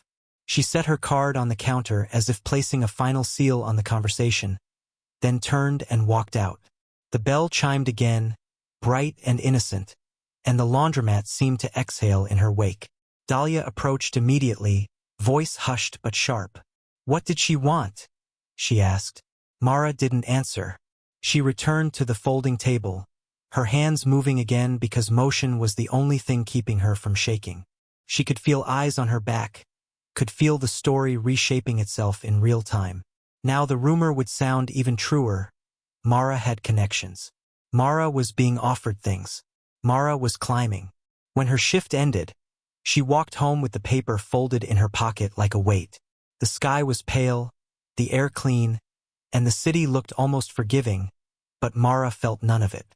At home, Nico sat at the table, pencil in hand, the inhaler visible on the shelf like a small victory. "They came again," Mara said quietly. Nico looked up, eyes narrowing. "Who?" "The Hart family," she replied. "A woman. She offered me a job. Housing help. Money, in a way." Mara placed the folded paper on the table. Nico stared at it like it might bite. "And what do they want?" he asked, voice flat. Mara hesitated, then spoke the truth because she couldn't teach him anything else. "They want me to sign that I won't talk, that I'll behave, that I'll stay in my place while they call it generosity." Nico's jaw clenched. "So it's not help," he said. "It is help," Mara replied, and the admission hurt. "It would change things for us. It's just help with strings." Silence settled between them, thick and heavy. Mara watched Nico's face, the way he tried to look strong while fear flickered underneath. He didn't want her to sign. He also didn't want to go back to waking up coughing. Mara understood both. That night, in the Hart home, Valen sat in a quiet room while his mother spoke calmly about solutions. "It's simple," she said. "We offer her stability. She signs. We close it." Valen's fingers tightened around the arm of his chair. He could picture Mara's face, the restrained pride, the way she held herself like someone used to being doubted. He could also picture how his family would frame it. A poor girl receiving an opportunity. A neat story. A tidy ending. But he knew now that the truth wasn't tidy. The truth was that she had helped him without asking for anything, and his family's solution would turn that into something bought. He felt the pressure to comply, to let it be closed, because fighting it would mean conflict with the people who had shaped his life. In a smaller room across the city, Mara lay awake beside Nico's sleeping form, the paper on the table catching faint light from the street lamp outside. She didn't sign. She didn't tear it up either. She simply stared into the dark and let the dilemma settle honestly in her chest. Survival asking her to bend, dignity asking her to stand. By the time her eyes finally closed, she hadn't chosen yet, but she had named what was at stake, and that naming itself felt like a form of strength. Valen Hart had grown up inside rooms that were always the right temperature. The air never carried the smell of sweat or damp clothing, never held the sour trace of fear that came from not knowing if a bill would be paid. Even the silence in his home was curated, thick carpets that swallowed footsteps, doors that closed with a soft certainty, voices trained to stay pleasant no matter what they were really saying. As a child, he'd believed that meant safety. As an adult, he'd begun to understand it was another kind of control, the kind that didn't bruise skin but pressed steadily against the inside of a person until they learned to become manageable. That morning, he sat at the breakfast table with a cup of coffee cooling untouched near his hand. His mother spoke in the calm, careful way she used when she wanted something to seem reasonable. She didn't raise her voice. She didn't have to. Her authority lived in the way others adjusted themselves around her, like furniture moved slightly to accommodate a path no one questioned. "It's a clean solution," she said, folding a napkin as if the crease mattered. "We offer her stability. She signs. No one is harmed." Valen's father didn't look up from the tablet propped beside his plate. He scrolled through headlines with the same expression he used in boardrooms, as if the world existed to be assessed and handled. "It's not about harm," he said. "It's about risk. People love a story. A weak moment becomes a narrative. Narratives cost." Valen stared at the shine of the table's surface, seeing his own reflection blurred in it. He thought of Mara's hands again, the redness at her knuckles. He remembered the way she'd approached him without reverence and without disgust, the way she'd offered him the simplest kind of dignity, privacy, steadiness, a quiet voice in the rain. Nothing about that moment had felt like a narrative. It had felt like a person refusing to step over another person on the sidewalk. "She didn't do anything," Valen said, his voice controlled. He could hear the tightness in it and hated that he sounded defensive. "She helped. And now you're treating her like a problem to be managed." His mother's eyes lifted to him, her expression not angry but disappointed, as if he were being childish. "Valen," she said softly, "you don't understand how the world works because you don't have to. That is a privilege, and I'm glad you have it. But I won't let a stranger misunderstand her significance in our lives." Significance. The word twisted. Valen felt something in his chest tighten. Not the old physical episode at the clinic, but the familiar ache that came when his family reduced human moments to optics. He had been taught that love looked like protection, and protection looked like control. If his mother worried, she tightened the circle. If his father anticipated danger, he bought it away. They called it care because the alternative would be admitting what it cost. Leona moved silently around the table, refilling water, clearing plates, her presence nearly invisible by design. Yet Valen had always noticed her, perhaps because she was the only person in the house who had ever touched his shoulder without calculating what it would mean later. When he was younger, she had soothed his fevers and tucked blankets around him. When his parents traveled, she had been the one who remembered how he liked his tea. As he grew older, she became careful, not less kind but more aware that affection could be misread as indulgence. Still, her eyes held a steady truth that didn't flatter anyone. Valen glanced at her now, and he saw in her face a slight tension, a restrained discomfort at the conversation. It made him feel less alone and more ashamed at once. He wanted to say something sharper, something that cut through the family's polished logic, but he could already see the outcome. His father's cool irritation, his mother's quiet offense, the way they would frame his resistance as emotional instability. In this house, emotion wasn't forbidden. It was managed, redirected into acceptable channels. Philanthropy, public speeches, controlled displays of warmth at charity events. Real feeling, messy and inconvenient, was treated like a leak. "You're overreacting," his father said, finally looking up. His gaze was calm, assessing. "We're giving her an opportunity she would never access otherwise. That's not cruelty. That's generosity with conditions, which is how every institution works. She can accept it or not. Either way, we close the matter." Valen felt the familiar trap. If he argued, he sounded ungrateful for everything they'd built around him. If he stayed silent, he became the kind of man they wanted, composed, obedient, protected by his own compliance. He set his coffee down with deliberate care, because even small sounds felt too loud in that room. "You can't close people," he said quietly. His mother's face softened in a way that looked like tenderness but carried warning. "We're not closing her," she replied. We are closing the connection. There is a difference. There it was, the family's version of love. Keep everything clean, keep everything safe, keep everything separate. Even him.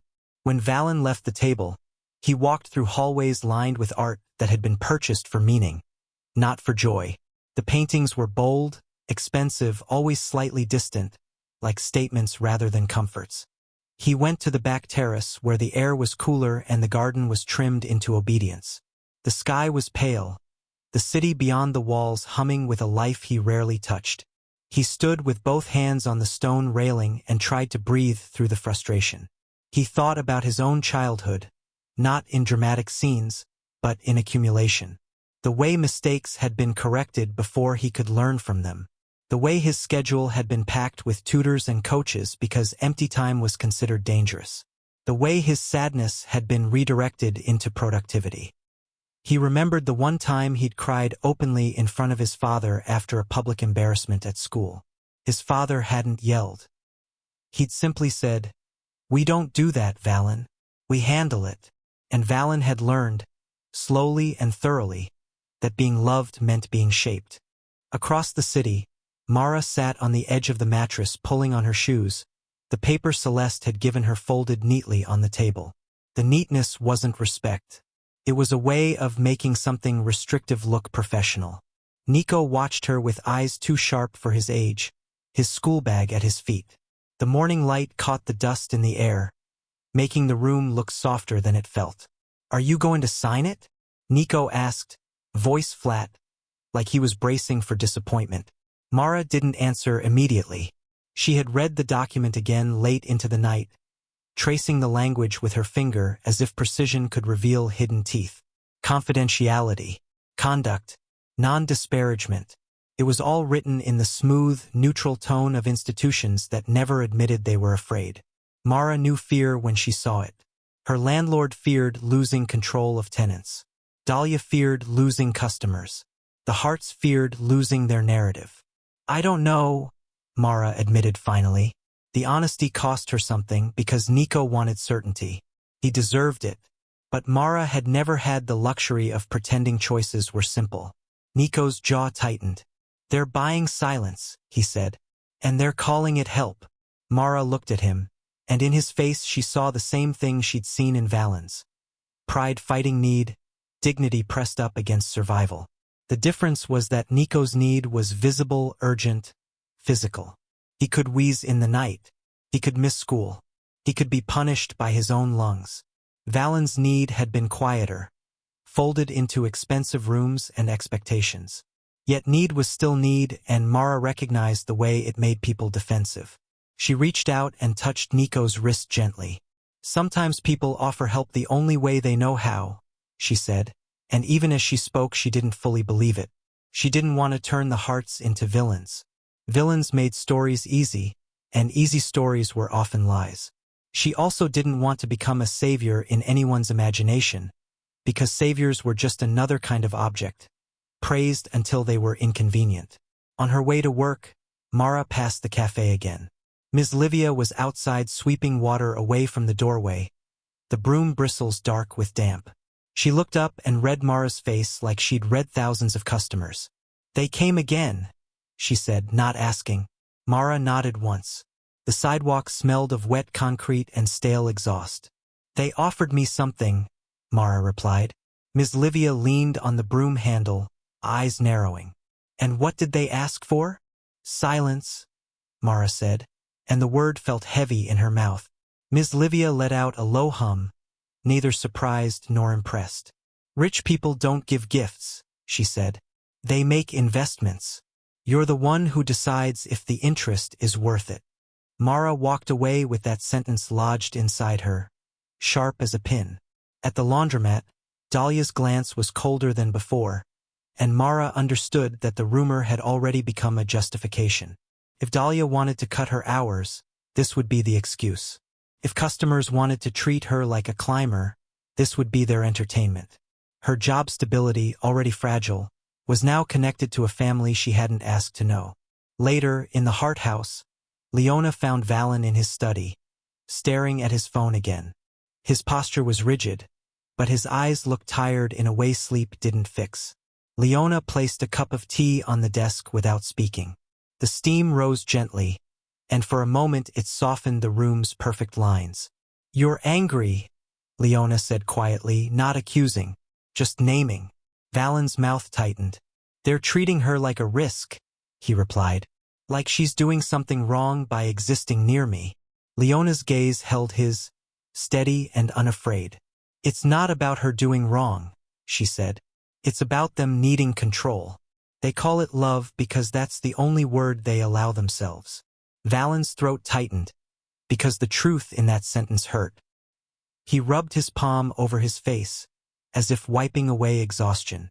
"I don't want her hurt because of me," he murmured. Leona's expression softened, a quiet, real warmth. "Then don't let them turn her into a story," she said. "Not a savior, not a scandal, just a person who helped." That night, Mara sat at her small table again, the document in front of her, Nico asleep nearby. She listened to the building's creaks, to distant voices through thin walls, to the honest roughness of her life. She thought of Valen's face when he'd said, "Not for me." She thought of Ms. Livia's words about investments. She thought of Leona, though she didn't know her name. Someone in that house who had looked like she understood the machinery of reputation. Mara folded the document carefully and placed it back on the table, not signed. Her choice was not a grand statement. It was a quiet refusal to let herself be reduced. She would consider work, money, support, anything that kept Nico safe. But she would not agree to terms that required her to become smaller in exchange for breathing room. As she lay down, she didn't feel victorious. She felt steady. In a world that tried to manage pain with money and manage love with control, steadiness was its own kind of resistance. Chapter 8: False Judgments Harden. Mara's refusal did not create a scene, but it created a ripple, and ripples in the wrong water always found something sharp to break against. The next morning, she woke with that familiar sense of being slightly behind her own life, as if the day had started without asking her permission. Nico was still asleep, one arm thrown over his face to block the thin light that slid through the curtains. Mara dressed quietly, packed his lunch with the last of the bread Ms. Livia had given her, and checked the inhaler on the shelf the way she checked locks. The small plastic object had become a symbol she didn't like to name, the proof that her choices weren't abstract. In the stairwell, the air smelled of damp concrete and someone's fried onions from the night before. Her neighbor, a man who usually nodded politely, watched her pass with a look that lingered too long. Mara kept her eyes forward, but her skin prickled. She felt it everywhere lately. Attention that wasn't admiration, not even curiosity, but judgment that had already made up its mind. The city was full of people who believed poverty was a kind of character flaw, and now, with the Hart name hovering near her like a shadow, their certainty had grown teeth. At the laundromat, the bell over the door chimed, and the sound felt sharper than usual, like an alarm instead of a greeting. Dahlia stood near the counter with her clipboard and a stiffness in her shoulders that told Mara something had happened before she arrived. The fluorescent lights made Dahlia's face look paler. Her mouth pinched as if she'd been biting back words all morning. Mara tied on her apron anyway, because denial was easier when your hands were busy. "Come here," Dahlia said, and there was no softness in it this time. Mara followed her to the back room where the extra detergent was stacked, where the air was warmer and smelled of bleach. Dahlia shut the door with more force than necessary. "I got a call," she said immediately. "From someone official." Mara's stomach tightened. "Official how?"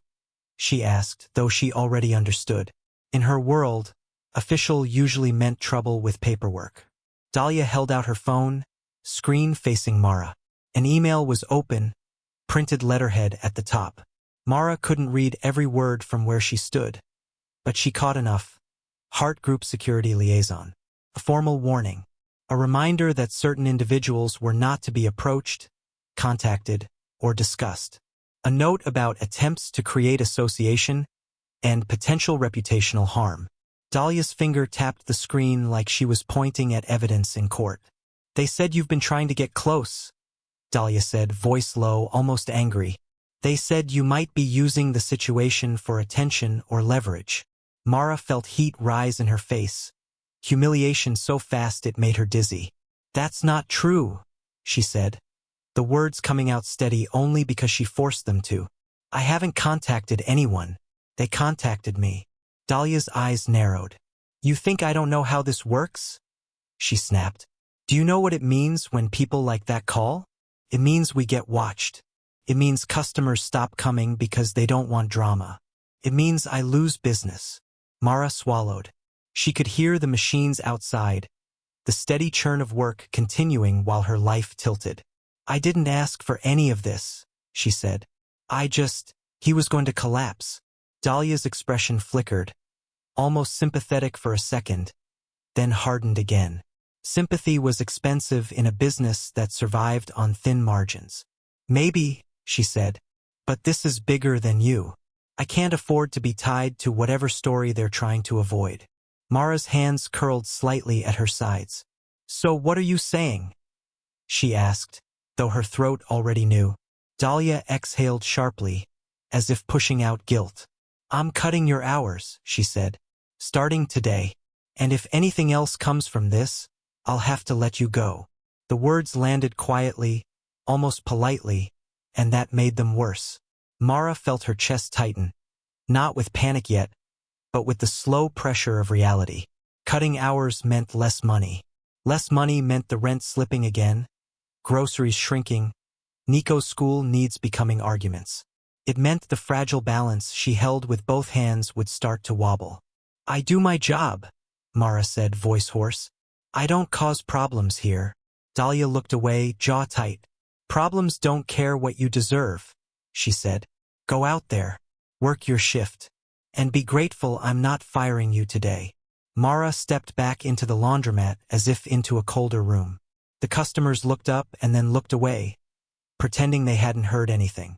The rumor had become official now, not just whispers between neighbors. It had a letterhead. It had the weight of a family that could make their discomfort sound like a threat to public order. Mara folded sheets with hands that didn't feel like her own, each crease a small act of restraint. She wanted to cry, to shout, to demand fairness. But she had learned young that poor people's anger was treated like proof of guilt. At midday, she left on her shortened break and walked to the cafe. Not for food but for air that didn't feel poisoned by suspicion. Ms. Livia saw her the moment she entered and didn't ask questions in front of others. She simply pointed Mara toward the small corner table near the window where the light softened everything. When Mara finally spoke, the words came out in a rush she couldn't fully control. They called my job, she said. They made it sound like I'm dangerous, like I'm trying to trap him. Ms. Livia's face tightened, not surprised, but angry in a quiet, adult way. Of course they did, she said. They need someone to carry the shame of the story so they don't have to. Mara stared into her tea. The steam rose and disappeared. Dahlia cut my hours, she murmured. She said if anything else happens, she'll fire me. Ms. Livia reached across the table and squeezed Mara's hand. Firm. Listen to me, she said. This is how they keep the world neat. They make you afraid to exist too close. And if you step back, they'll say you disappeared because you were guilty. If you speak, they'll say you're loud because you want something. Mara's throat tightened. I can't lose my job, she whispered. Not now. Then you need to choose your ground, Ms. Livia replied. Not their ground. Across the city, Valens sat in his father's study, a room that smelled like leather and polished wood, where decisions were made with calm voices and permanent consequences. His father stood by the window, phone in hand, listening to someone report. Valen recognized the tone, security, reputation, containment, the same language that had followed him his whole life like a second skin. We've issued a caution, his father said after the call ended. It will discourage her from trying to turn this into something. Valen's stomach twisted. She isn't trying, he said, voice controlled but tight. She refused the offer. His father looked at him with mild irritation, as if Valen were refusing to understand the basics of survival at their level. Refusing doesn't mean she won't talk, he said. Refusing means she wants leverage. Valen felt a flash of anger, sharp enough to make his hands tremble. He pressed his palm against the armrest, grounding himself. Or it means she has pride, he said. Or it means she doesn't want to be bought. His father's expression stayed calm, which made it worse. Pride doesn't pay rent, he said, as if that ended the argument. And her pride is not our responsibility. Valen stood up. The movement startled even him because he didn't usually move against the current in that house. If you contacted her workplace, Valen said, voice low, you made it my responsibility. You turned my weakness into her punishment. A silence settled between them, heavy and controlled. In that silence Valen felt the old instinct to retreat, to apologize, to become manageable. He also felt something newer, something uncomfortable and honest. Accountability. The knowledge that staying silent was not neutrality. It was agreement. Leona appeared in the doorway, unobtrusive as always, but her eyes met Valen's briefly, and he saw a quiet encouragement there. Not permission, she didn't have the power to grant that. Just recognition. She understood what it cost to speak in a house built on silence. Later that evening, Mara walked home under a sky that looked clean and indifferent. Her shoulders ached from folding and from holding in words. At the building entrance, she found a notice taped near the mailboxes. Rent increase review pending. It was written like a formality, but she knew what it meant. The landlord had heard something, or sensed vulnerability, and decided it was time to squeeze. Inside the apartment, Nico was at the table, homework spread out, his pencil tapping in anxious rhythm. He looked up and saw Mara's face, and his expression changed immediately. They did something, he said. Mara sat slowly, as if her body needed permission to rest. They called my work, she admitted. They're making me look like I'm trouble. Nico's jaw clenched. So what are you going to do? He asked, voice too steady. The steadiness of someone trying not to show fear. Mara stared at the wall for a moment, feeling the weight of two choices. Step back, disappear, protect the little she had left by letting the narrative stand. Or speak.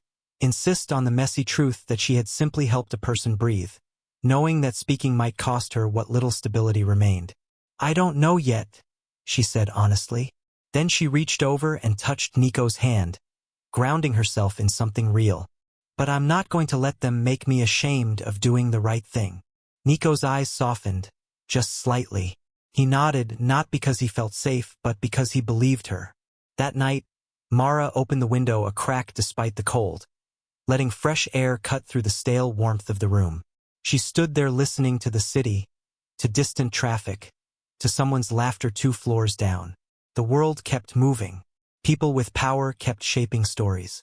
She felt fear, but beneath it she felt a quiet, stubborn clarity forming. She would protect her survival, yes, because Nico needed her steady. But she would not protect their comfort at the price of her own dignity. When she finally lay down, she didn't have a plan yet, but she had a boundary, and boundaries were how ordinary people survived the weight of other people's judgments. Chapter 9: Quiet Repair. Valen did not sleep well after the warning went out, and the next morning he woke with the same taste he got after public events. Polite smiles, perfect posture, and the quiet knowledge that something real had been traded away. The house was calm, as it always was, but calm in the heart home did not mean peace. It meant a problem had been pushed into a drawer, and the key had been hidden where feelings couldn't reach. He showered, dressed, went through the motions, and still his mind kept returning to the laundromat's humid air, to a woman folding sheets while strangers decided what she deserved. At breakfast, his mother spoke of schedules and appearances, her voice soft as silk and just as unyielding. His father scanned messages, already halfway into another day of controlling outcomes. No one mentioned Mara. That silence had become a statement. The connection was closed, the risk contained, the story corrected. Valen felt his jaw tighten. He could have accepted it, could have let the family version of love wrap around him again.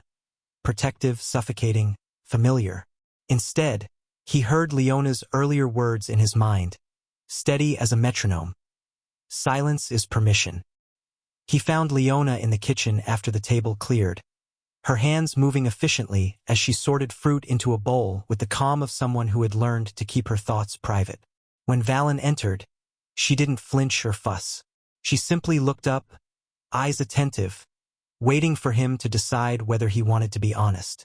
They contacted her workplace, Valen said quietly. Speaking it aloud made him feel both angry and ashamed, as if he were confessing a harm he hadn't meant to cause but had still allowed. Leona's fingers paused for half a second. Yes, she replied. She didn't pretend otherwise, and she didn't soften it with excuses. Your father believes warnings prevent complications. Valen's throat tightened. Complications, he repeated, the word tasting like something stale. She's not a complication. She's a person who helped me. Leona set the fruit bowl down and wiped her hands on a towel with slow care. In this house, she said gently, people become complications when they cannot be controlled. That is not your fault, Valen. But what you do next is yours. Valen looked at her, and the steadiness in her face made him feel seen in a way wealth rarely allowed. What do I do next? He asked, and the question sounded younger than he wanted, like a boy asking how to stand up in a room where everyone stayed seated. Leona didn't offer a grand plan. She didn't dramatize. You do something small, she said. Something consistent. Respect isn't a statement. It's behavior. The simplicity of it landed hard. Valen realized how often his family used large gestures, checks, donations, settlements, because large gestures could be controlled and displayed. Small actions were different. Small actions required presence. They required admitting that another person's life mattered even when no one was watching. On the other side of the city, Mara went to the laundromat with her shoulders already tense, as if she could brace herself against the day before it arrived. Dahlia barely looked at her now, the kind of avoidance that told Mara she'd already been filed into a category. Risk, rumor, inconvenience. Mara worked her shortened hours without complaint, folding and sorting with the same competence she'd always had, but she refused to chase approval that had become conditional. Each time a customer glanced at her with a knowing look, she kept her face calm and her hands steady. She did not apologize for existing. When her shift ended early, she didn't go home right away. She walked to the cafe and sat with a cup of tea she paid for herself, even though Ms. Livia would have offered. It mattered, paying for it, because Mara was starting to recognize a pattern in her own life. How easy it was to accept scraps of decency and call them kindness because she was tired. She was learning, slowly, that kindness was not the same as being spared for a moment. Kindness had to hold dignity inside it, or it was only another form of control. Ms. Livia sat across from her, wiping down the table with a cloth that smelled of lemon cleaner. "How are your hours?" she asked, voice low. "Cut," Mara answered. Ms. Livia's mouth tightened. "And you?" Mara stared at the surface of her tea as the steam rose and vanished. "I'm trying not to be ashamed," she said, and it was the most honest sentence she'd given anyone in days. Ms. Livia nodded once, approving. "Good," she said, "because shame is how they keep you small. They want you to disappear without them having to push." Mara breathed in slowly. She had spent years disappearing in small ways, lowering her eyes, swallowing sharp words, accepting less pay than promised because arguing risked losing the job entirely. Those habits had kept her afloat. Now she could feel the cost of them, the way they trained her to accept disrespect as normal. The heart warning had shaken something loose inside her. It had frightened her, yes, but it had also clarified where her boundaries needed to be, especially for Nico. When she got home, Nico was at the table with his schoolbooks open, but he wasn't reading. His pencil lay still in his hand, and his gaze kept drifting toward the inhaler on the shelf the way it always did when anxiety tightened his chest. Mara sat beside him, close enough that her shoulder brushed his. "My hours are smaller," she told him gently before he could ask. "But we'll manage." Nico's eyes searched hers. "Are you going to stop?" he asked. He didn't say stop what, because they both knew. Stop being near that world. Stop drawing attention. Stop doing things that turned into stories. Mara shook her head slowly. "I'm going to stop letting people decide who I am," she said. That's different. Nico looked down, and Mara saw relief and fear tangle together in him. He wanted her safe. He also wanted her proud. Children like Nico learned early that safety often demanded shrinking, and it broke something in them every time they watched a parent do it. 2 days later, a plain envelope arrived at the laundromat, addressed to Mara by name. Dahlia held it between 2 fingers as if it might stain her. "This came for you," she said, tone sharp with suspicion. "If this is more of that, I'm not." "It's fine," Mara interrupted softly, taking it without flinching. Her hands were steady now, not because she wasn't afraid, but because fear no longer had permission to control her posture. Inside was not money. It was a short letter, typed on unmarked paper, with no logo and no flourish. The words were careful and plain. It said the family's contact with her workplace had been inappropriate. It said it should not have happened. It said the security warning was being withdrawn, and that no further communication would occur unless Mara initiated it. At the bottom, a name was signed, Leona. No last name, just a first name, as if the writer understood that anonymity was sometimes the only protection available in a powerful house. Mara read it twice, not because the meaning was hard, but because the feeling was. It wasn't an apology delivered on a stage. It wasn't a dramatic reversal. It was a small correction, quiet enough that it wouldn't embarrass the hearts, but real enough that it shifted the ground beneath Mara's feet. Someone inside that world had acknowledged her humanity without demanding she trade her silence for it. Dahlia watched her face change and scoffed lightly. "What is it?" she asked, half curious, half hostile. Mara folded the letter and slid it into her pocket. "Nothing for you," she said calmly, and the calm was new. It was a boundary spoken without anger. Dahlia blinked, surprised, then looked away, as if she didn't know how to respond to a poor girl who refused to be managed. That evening, Mara stopped by the cafe and handed Ms. Livia the letter to read. Ms. Livia scanned it, then nodded slowly. "This is how repair looks when pride is still in the room," she said. "Small enough to be safe. But it matters." Mara took the letter back and held it in both hands, feeling the thin paper between her fingers. It did matter, but not because it solved her life. Her hours were still cut. Her landlord would still raise rent if he sensed weakness. Nico's lungs would still betray him on damp nights. But Mara felt something inside her straighten. Something she had been bending for years without noticing. Respect was not a favor. It was a baseline, and she was allowed to expect it. In the Hart house, Valen found Leona in the hallway and saw the faintest shift in her expression. A quiet signal that the letter had been sent. He didn't ask for details. He understood the limits she lived under. He simply said, "Thank you," and the words came out rawer than he intended. Leona nodded once. "Now," she replied softly. "You keep doing the right thing even when no one applauds you. That's how you become someone you can live with." That night, Mara sat at her table with Nico beside her. His homework spread out, his breathing steady. She did not feel rescued. She did not feel like a hero. She felt, for the first time in days, like she could trust her own instincts again. She had helped because it was right. She had refused the strings because it was necessary. And now, even in small ways, the world had adjusted, not out of generosity, but because someone had taken responsibility. Mara leaned back, exhaled, and let the quiet settle around her like a blanket that didn't demand she disappear to be allowed warmth. Mara kept Leona's letter folded in her wallet for 2 days, not because she planned to show it to anyone, but because it reminded her that the world could be corrected without her begging for it. The paper was thin and ordinary, yet it carried a weight she hadn't expected. Acknowledgement without purchase, responsibility without performance. Still, letters didn't restore hours, and dignity didn't pay rent by itself. On the 3rd morning after the warning was withdrawn, the landlord slid another notice under her door, formal language about adjustments and market rates, written as if hunger could be explained by economics. Mara read it once, then placed it face down on the table so Nico wouldn't see it first. Nico was quieter lately, the kind of quiet that meant he was listening to everything she didn't say. He ate his breakfast slowly, eyes drifting toward her hands as she packed his school bag.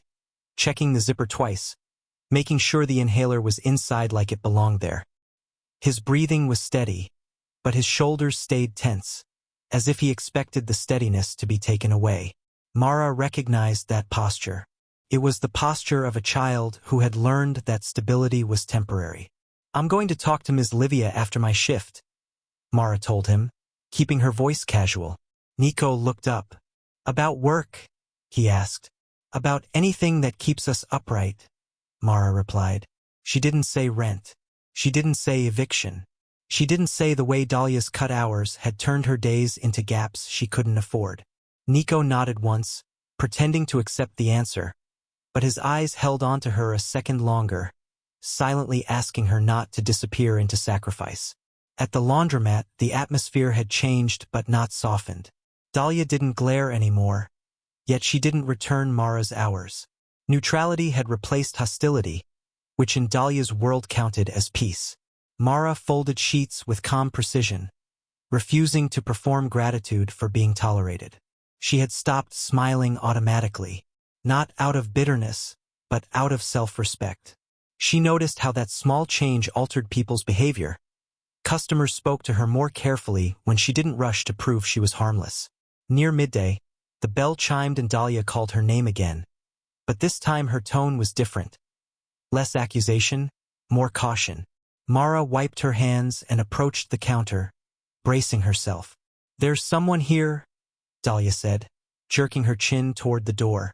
Valen stood just inside the entrance. Not in a suit, not surrounded by staff, but dressed simply in a dark coat with damp hair as if he'd walked through real weather. His presence still drew attention because money always did, even when it tried to look quiet. But he wasn't carrying himself like someone arriving to purchase a solution. He looked tired, and there was a stiffness in his shoulders that reminded Mara of the first time she'd seen him. Caught between pride and something he didn't know how to name, Mara felt her pulse quicken, not with excitement, but with the practical fear of consequences. People would watch. Dahlia would interpret. The rumor would find new food. Mara stepped outside with him instead of speaking in the room, choosing her own boundary before anyone could set it for her. The air was cold, the street busy with commuters and delivery trucks. They stood near the wall, close enough to talk but far enough to keep space. Valen didn't smile. He looked at her with an awkward sincerity that made his wealth seem less like armor and more like a burden he'd learned to wear. "I'm sorry," he said, voice low, "about what happened after the call. The warning. It shouldn't have touched your life." Mara studied him, searching for the usual pattern. Apology followed by an offer that turned her into a debt. She didn't find it immediately, but she didn't relax either. "It did touch my life," she replied evenly. "My hours were cut. People talked like I was trying to trap you." Valen's jaw tightened. "I know," he said, "and I didn't stop it fast enough." The honesty landed differently than money. It didn't fix anything, but it didn't insult her either. Mara felt something in her chest loosen slightly, then tighten again as practicality returned. "Why are you here?" she asked. Her tone wasn't rude. It was a shield. "If this is another arrangement, I'm not signing anything that makes me smaller." Valen took a slow breath. "It's not that," he said. "I won't ask you to sign confidentiality. I won't ask you to pretend you owe me silence. I'm here because I want to make it right in a way you can actually use. But I don't want it to be rescue. I don't want it to be charity that turns into control." Mara held his gaze, feeling the effort in his words. She could see how unnatural this was for him, how he was pushing against the reflexes his family had built into him.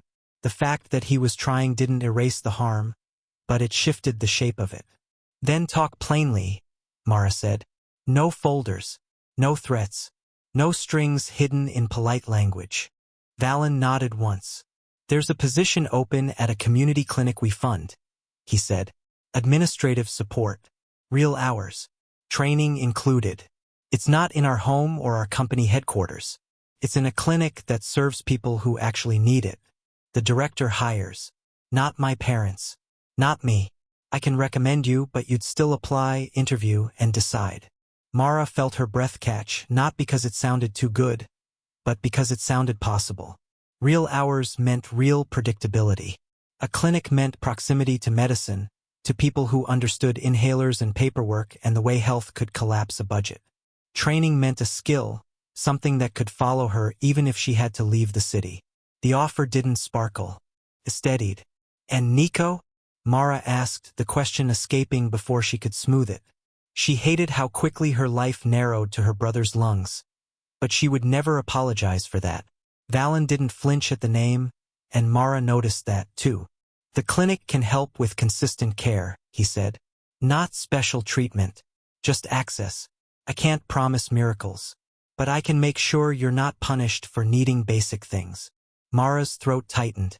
She pictured Nico sitting in a waiting room, not with panic in his eyes, not with a pharmacy clerk saying insurance didn't go through.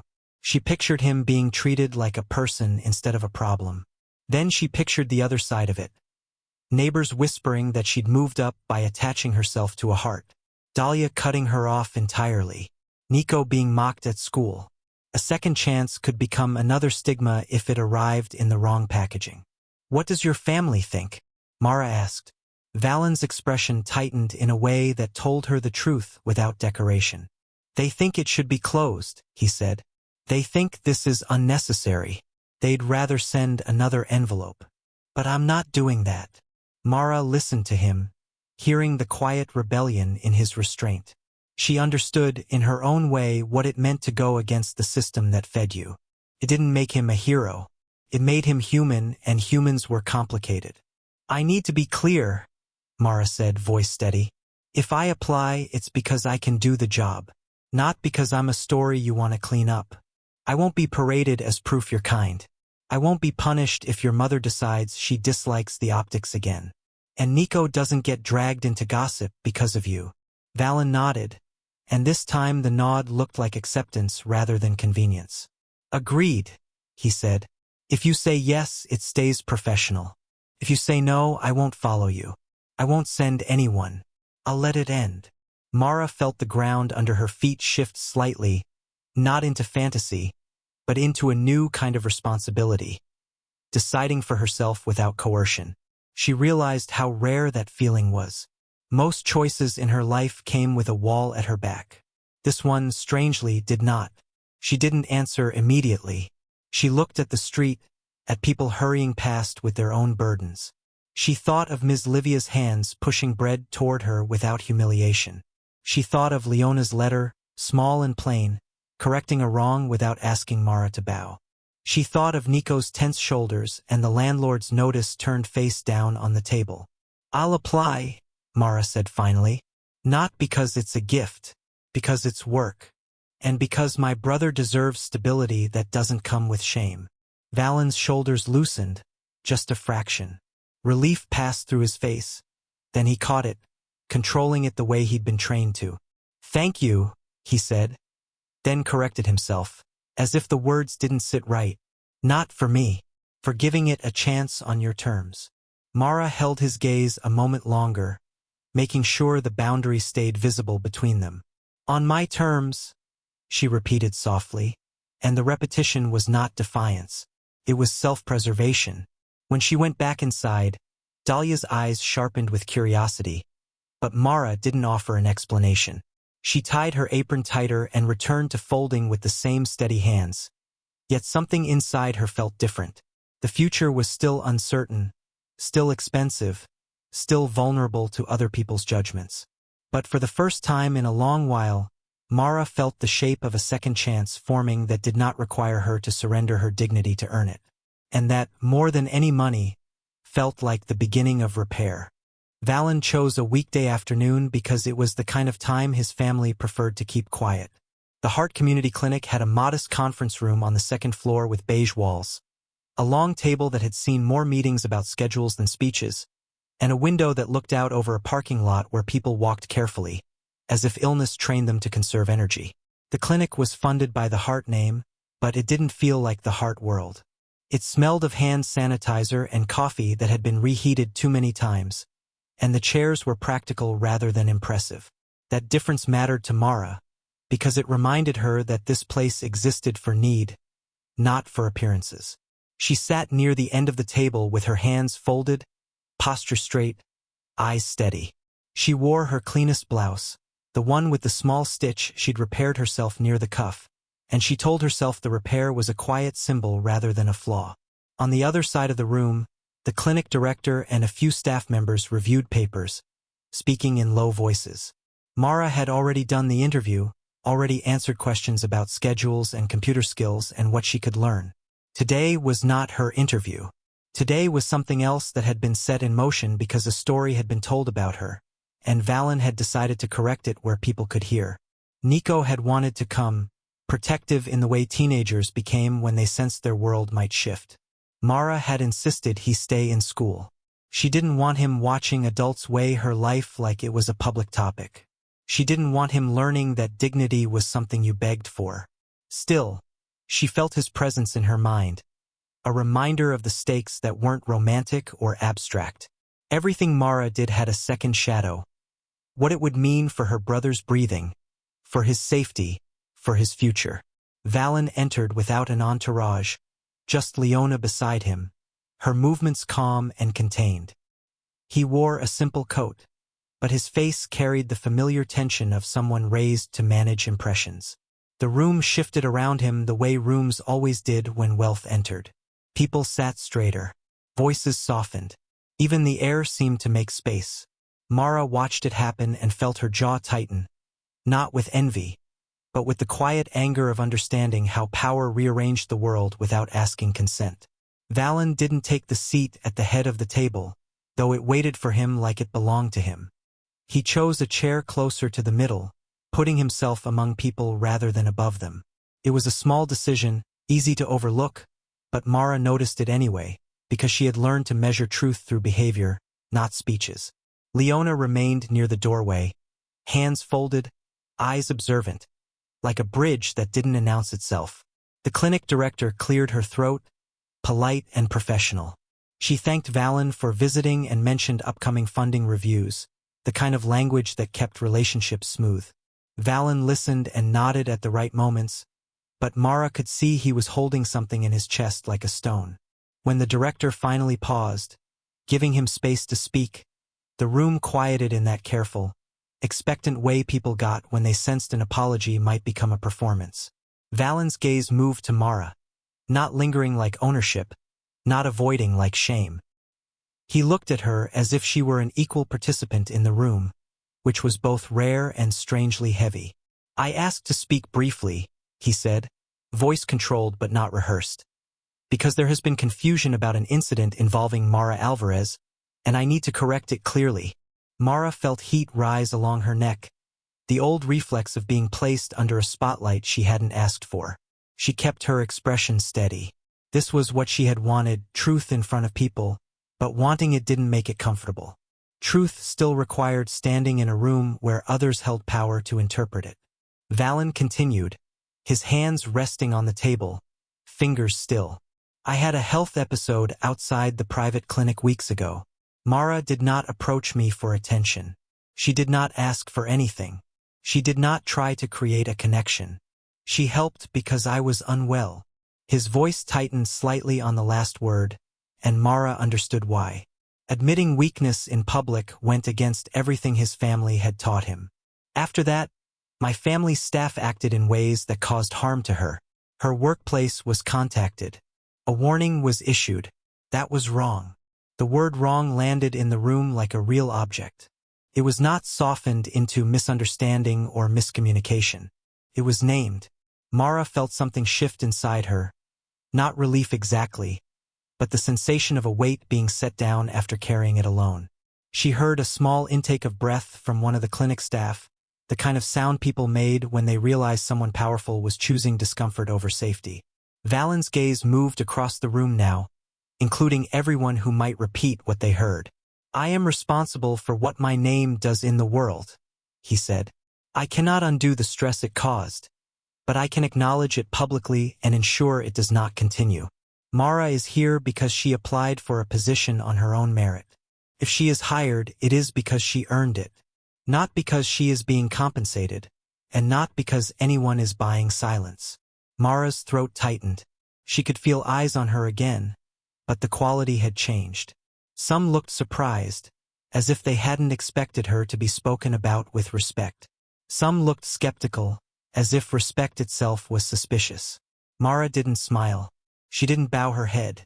She simply sat with her back straight, refusing to play the role of grateful poor girl receiving a gift. One of the clinic administrators, a woman with tired eyes and a pen mark on her thumb, nodded slowly. The nod wasn't approval of the hearts. It was recognition of the clarity.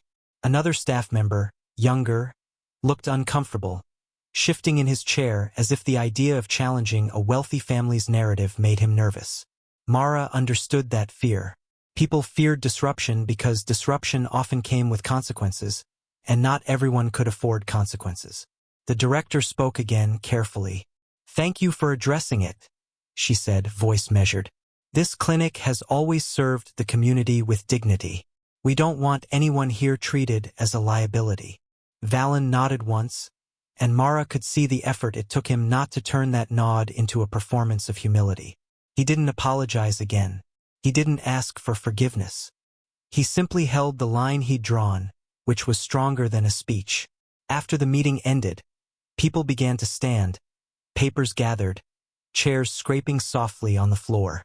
The room filled with low murmurs. A few staff members offered Mara small, normal smiles. Nothing dramatic, just the kind of human softness that said they were willing to see her without the rumor. Others avoided her gaze, still clinging to the safer habit of distance. Mara didn't resent them. She knew what caution looked like when you'd been punished for believing in fairness before.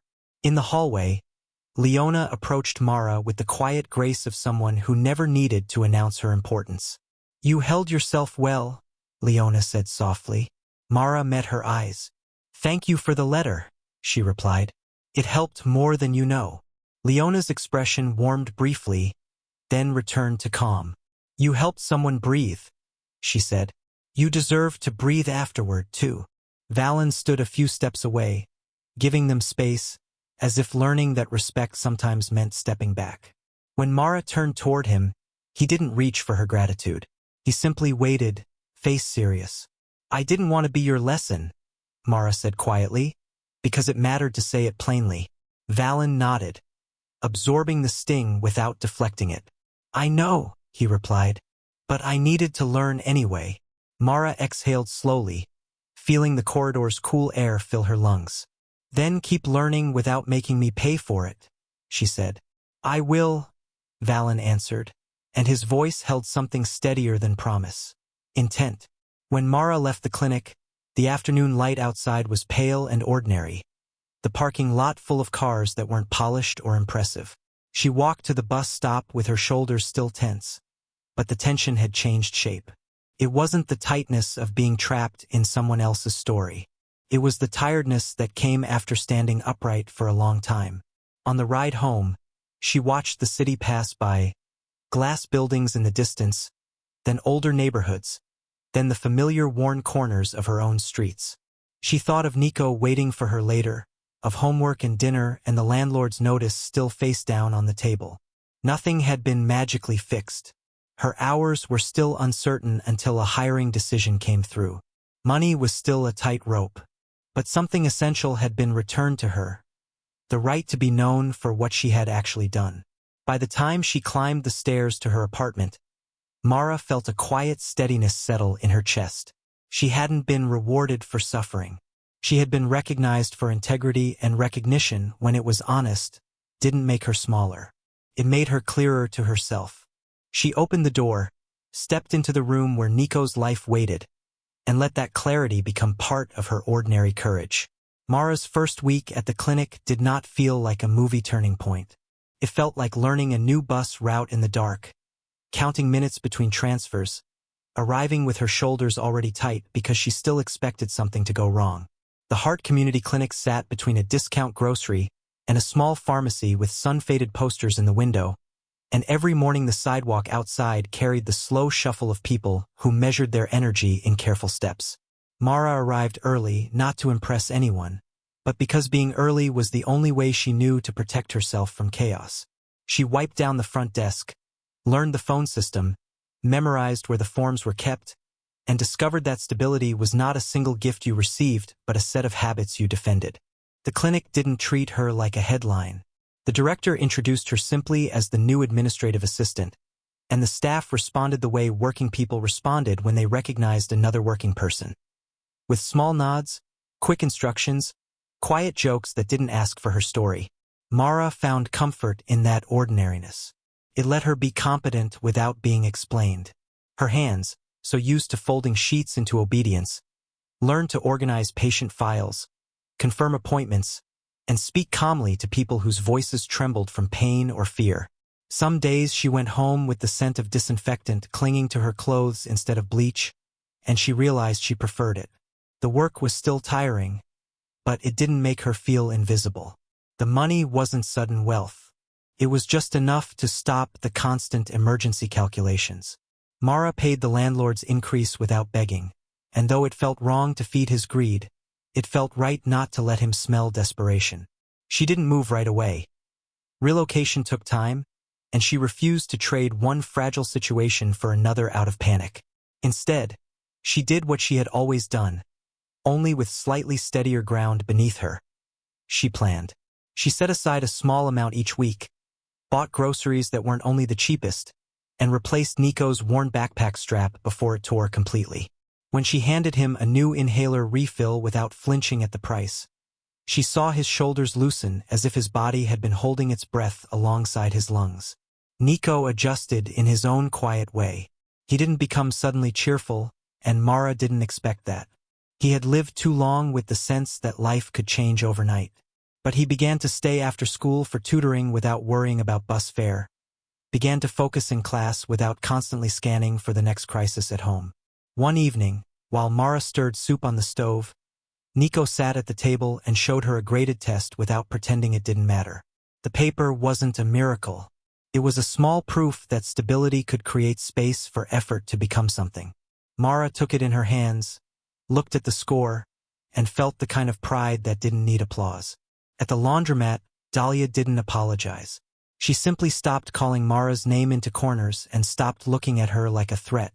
When Mara came in to pick up her last paycheck, Dahlia handed it over with a stiff nod and said, "Good luck." The words were not warm, but they were not cruel either. Mara accepted them without performing gratitude. Some people never admitted they were wrong. They only changed their behavior when the world forced them to. Mara had learned to take that kind of partial repair as reality rather than insult. It was enough that the rumor stopped feeding on her presence. It was enough that she didn't have to beg for dignity in that room anymore because she no longer needed the job. Valen's repair was slower, and in some ways harder, because his world still offered him comfort in exchange for silence. After he corrected the record at the clinic, his parents didn't punish him openly. They simply returned to their favorite tool: distance. His mother's voice remained polite, but her affection became carefully rationed. His father spoke to him more like a colleague than a son, as if emotion were a negotiation tactic. The house stayed the right temperature. The dinners stayed elegant. The control stayed intact. The difference was that Valen no longer mistook it for love. He began setting boundaries in small, consistent ways the way Leona had advised. He refused to let his father's security team screen everyone he encountered at the clinic. He stopped allowing assistants to answer personal messages for him. When his mother tried to frame Mara as a risk that had been handled, Valen corrected her calmly and didn't argue beyond what was necessary. He didn't explode. He didn't dramatize. He simply refused to participate in the story where power erased accountability. Each refusal was quiet, but the accumulation changed him. He looked more tired for a while, the way people look when they stop numbing themselves. Then, gradually, he looked more present. Leona remained the bridge, not in a sentimental way, but in the steady way older women often were in powerful homes. Noticing, adjusting, speaking truth with a softness that didn't dilute it. One afternoon, Valen brought her tea in the kitchen without being asked. A small reversal of roles that would have shocked his parents if they'd seen it. Leona accepted it with a nod, as if acknowledging that respect was finally becoming habit rather than impulse. She didn't praise him. She simply allowed the moment to be normal, which was the most radical thing in that house. Mara did not become part of Valen's daily life. She did not need to. She had drawn her boundaries, and she protected them. When she saw him at the clinic, it was professional. A brief nod, a shared understanding that what mattered now was consistent behavior, not emotional declarations. Valen didn't try to turn her into proof of his growth. Mara didn't turn him into a symbol of escape. They had met in an unguarded moment, and they had done the rare work of letting that moment teach them something without letting it consume them. There were still edges. Nico still had nights when damp air made his chest tighten, and Mara still woke at the smallest change in his breathing. The landlord still found ways to be difficult. Mara still felt a quick sting when she caught someone's glance lingering a little too long, as if her life needed explanation. Valen still sat at dinners where his parents spoke about protecting the family, and felt the old pressure to shrink back into obedience. Healing did not erase the past. It only made the present more livable. On a quiet evening, Mara sat at the small table with a clinic handbook open beside her, learning a new system for scheduling referrals. Nico worked on homework across from her, his pencil moving steadily, his inhaler within reach but not clutched like a lifeline. The window was cracked open, letting in cool air that smelled of distant rain. Mara listened to the ordinary sounds of the building. Footsteps, a door closing, someone's laughter. And for once, those sounds didn't feel like threats. They felt like life continuing. Mara didn't think of herself as saved. She thought of herself as someone who had insisted on being treated fairly, even when it would have been easier to accept whatever was offered and call it kindness. Valen didn't think of himself as redeemed. He thought of himself as someone learning, late but sincerely, that love without respect was just control with a softer voice. Their second chances weren't gifts dropped from the sky. They were earned, mutual, and carefully protected, built out of small choices repeated until they became a steadier way to live.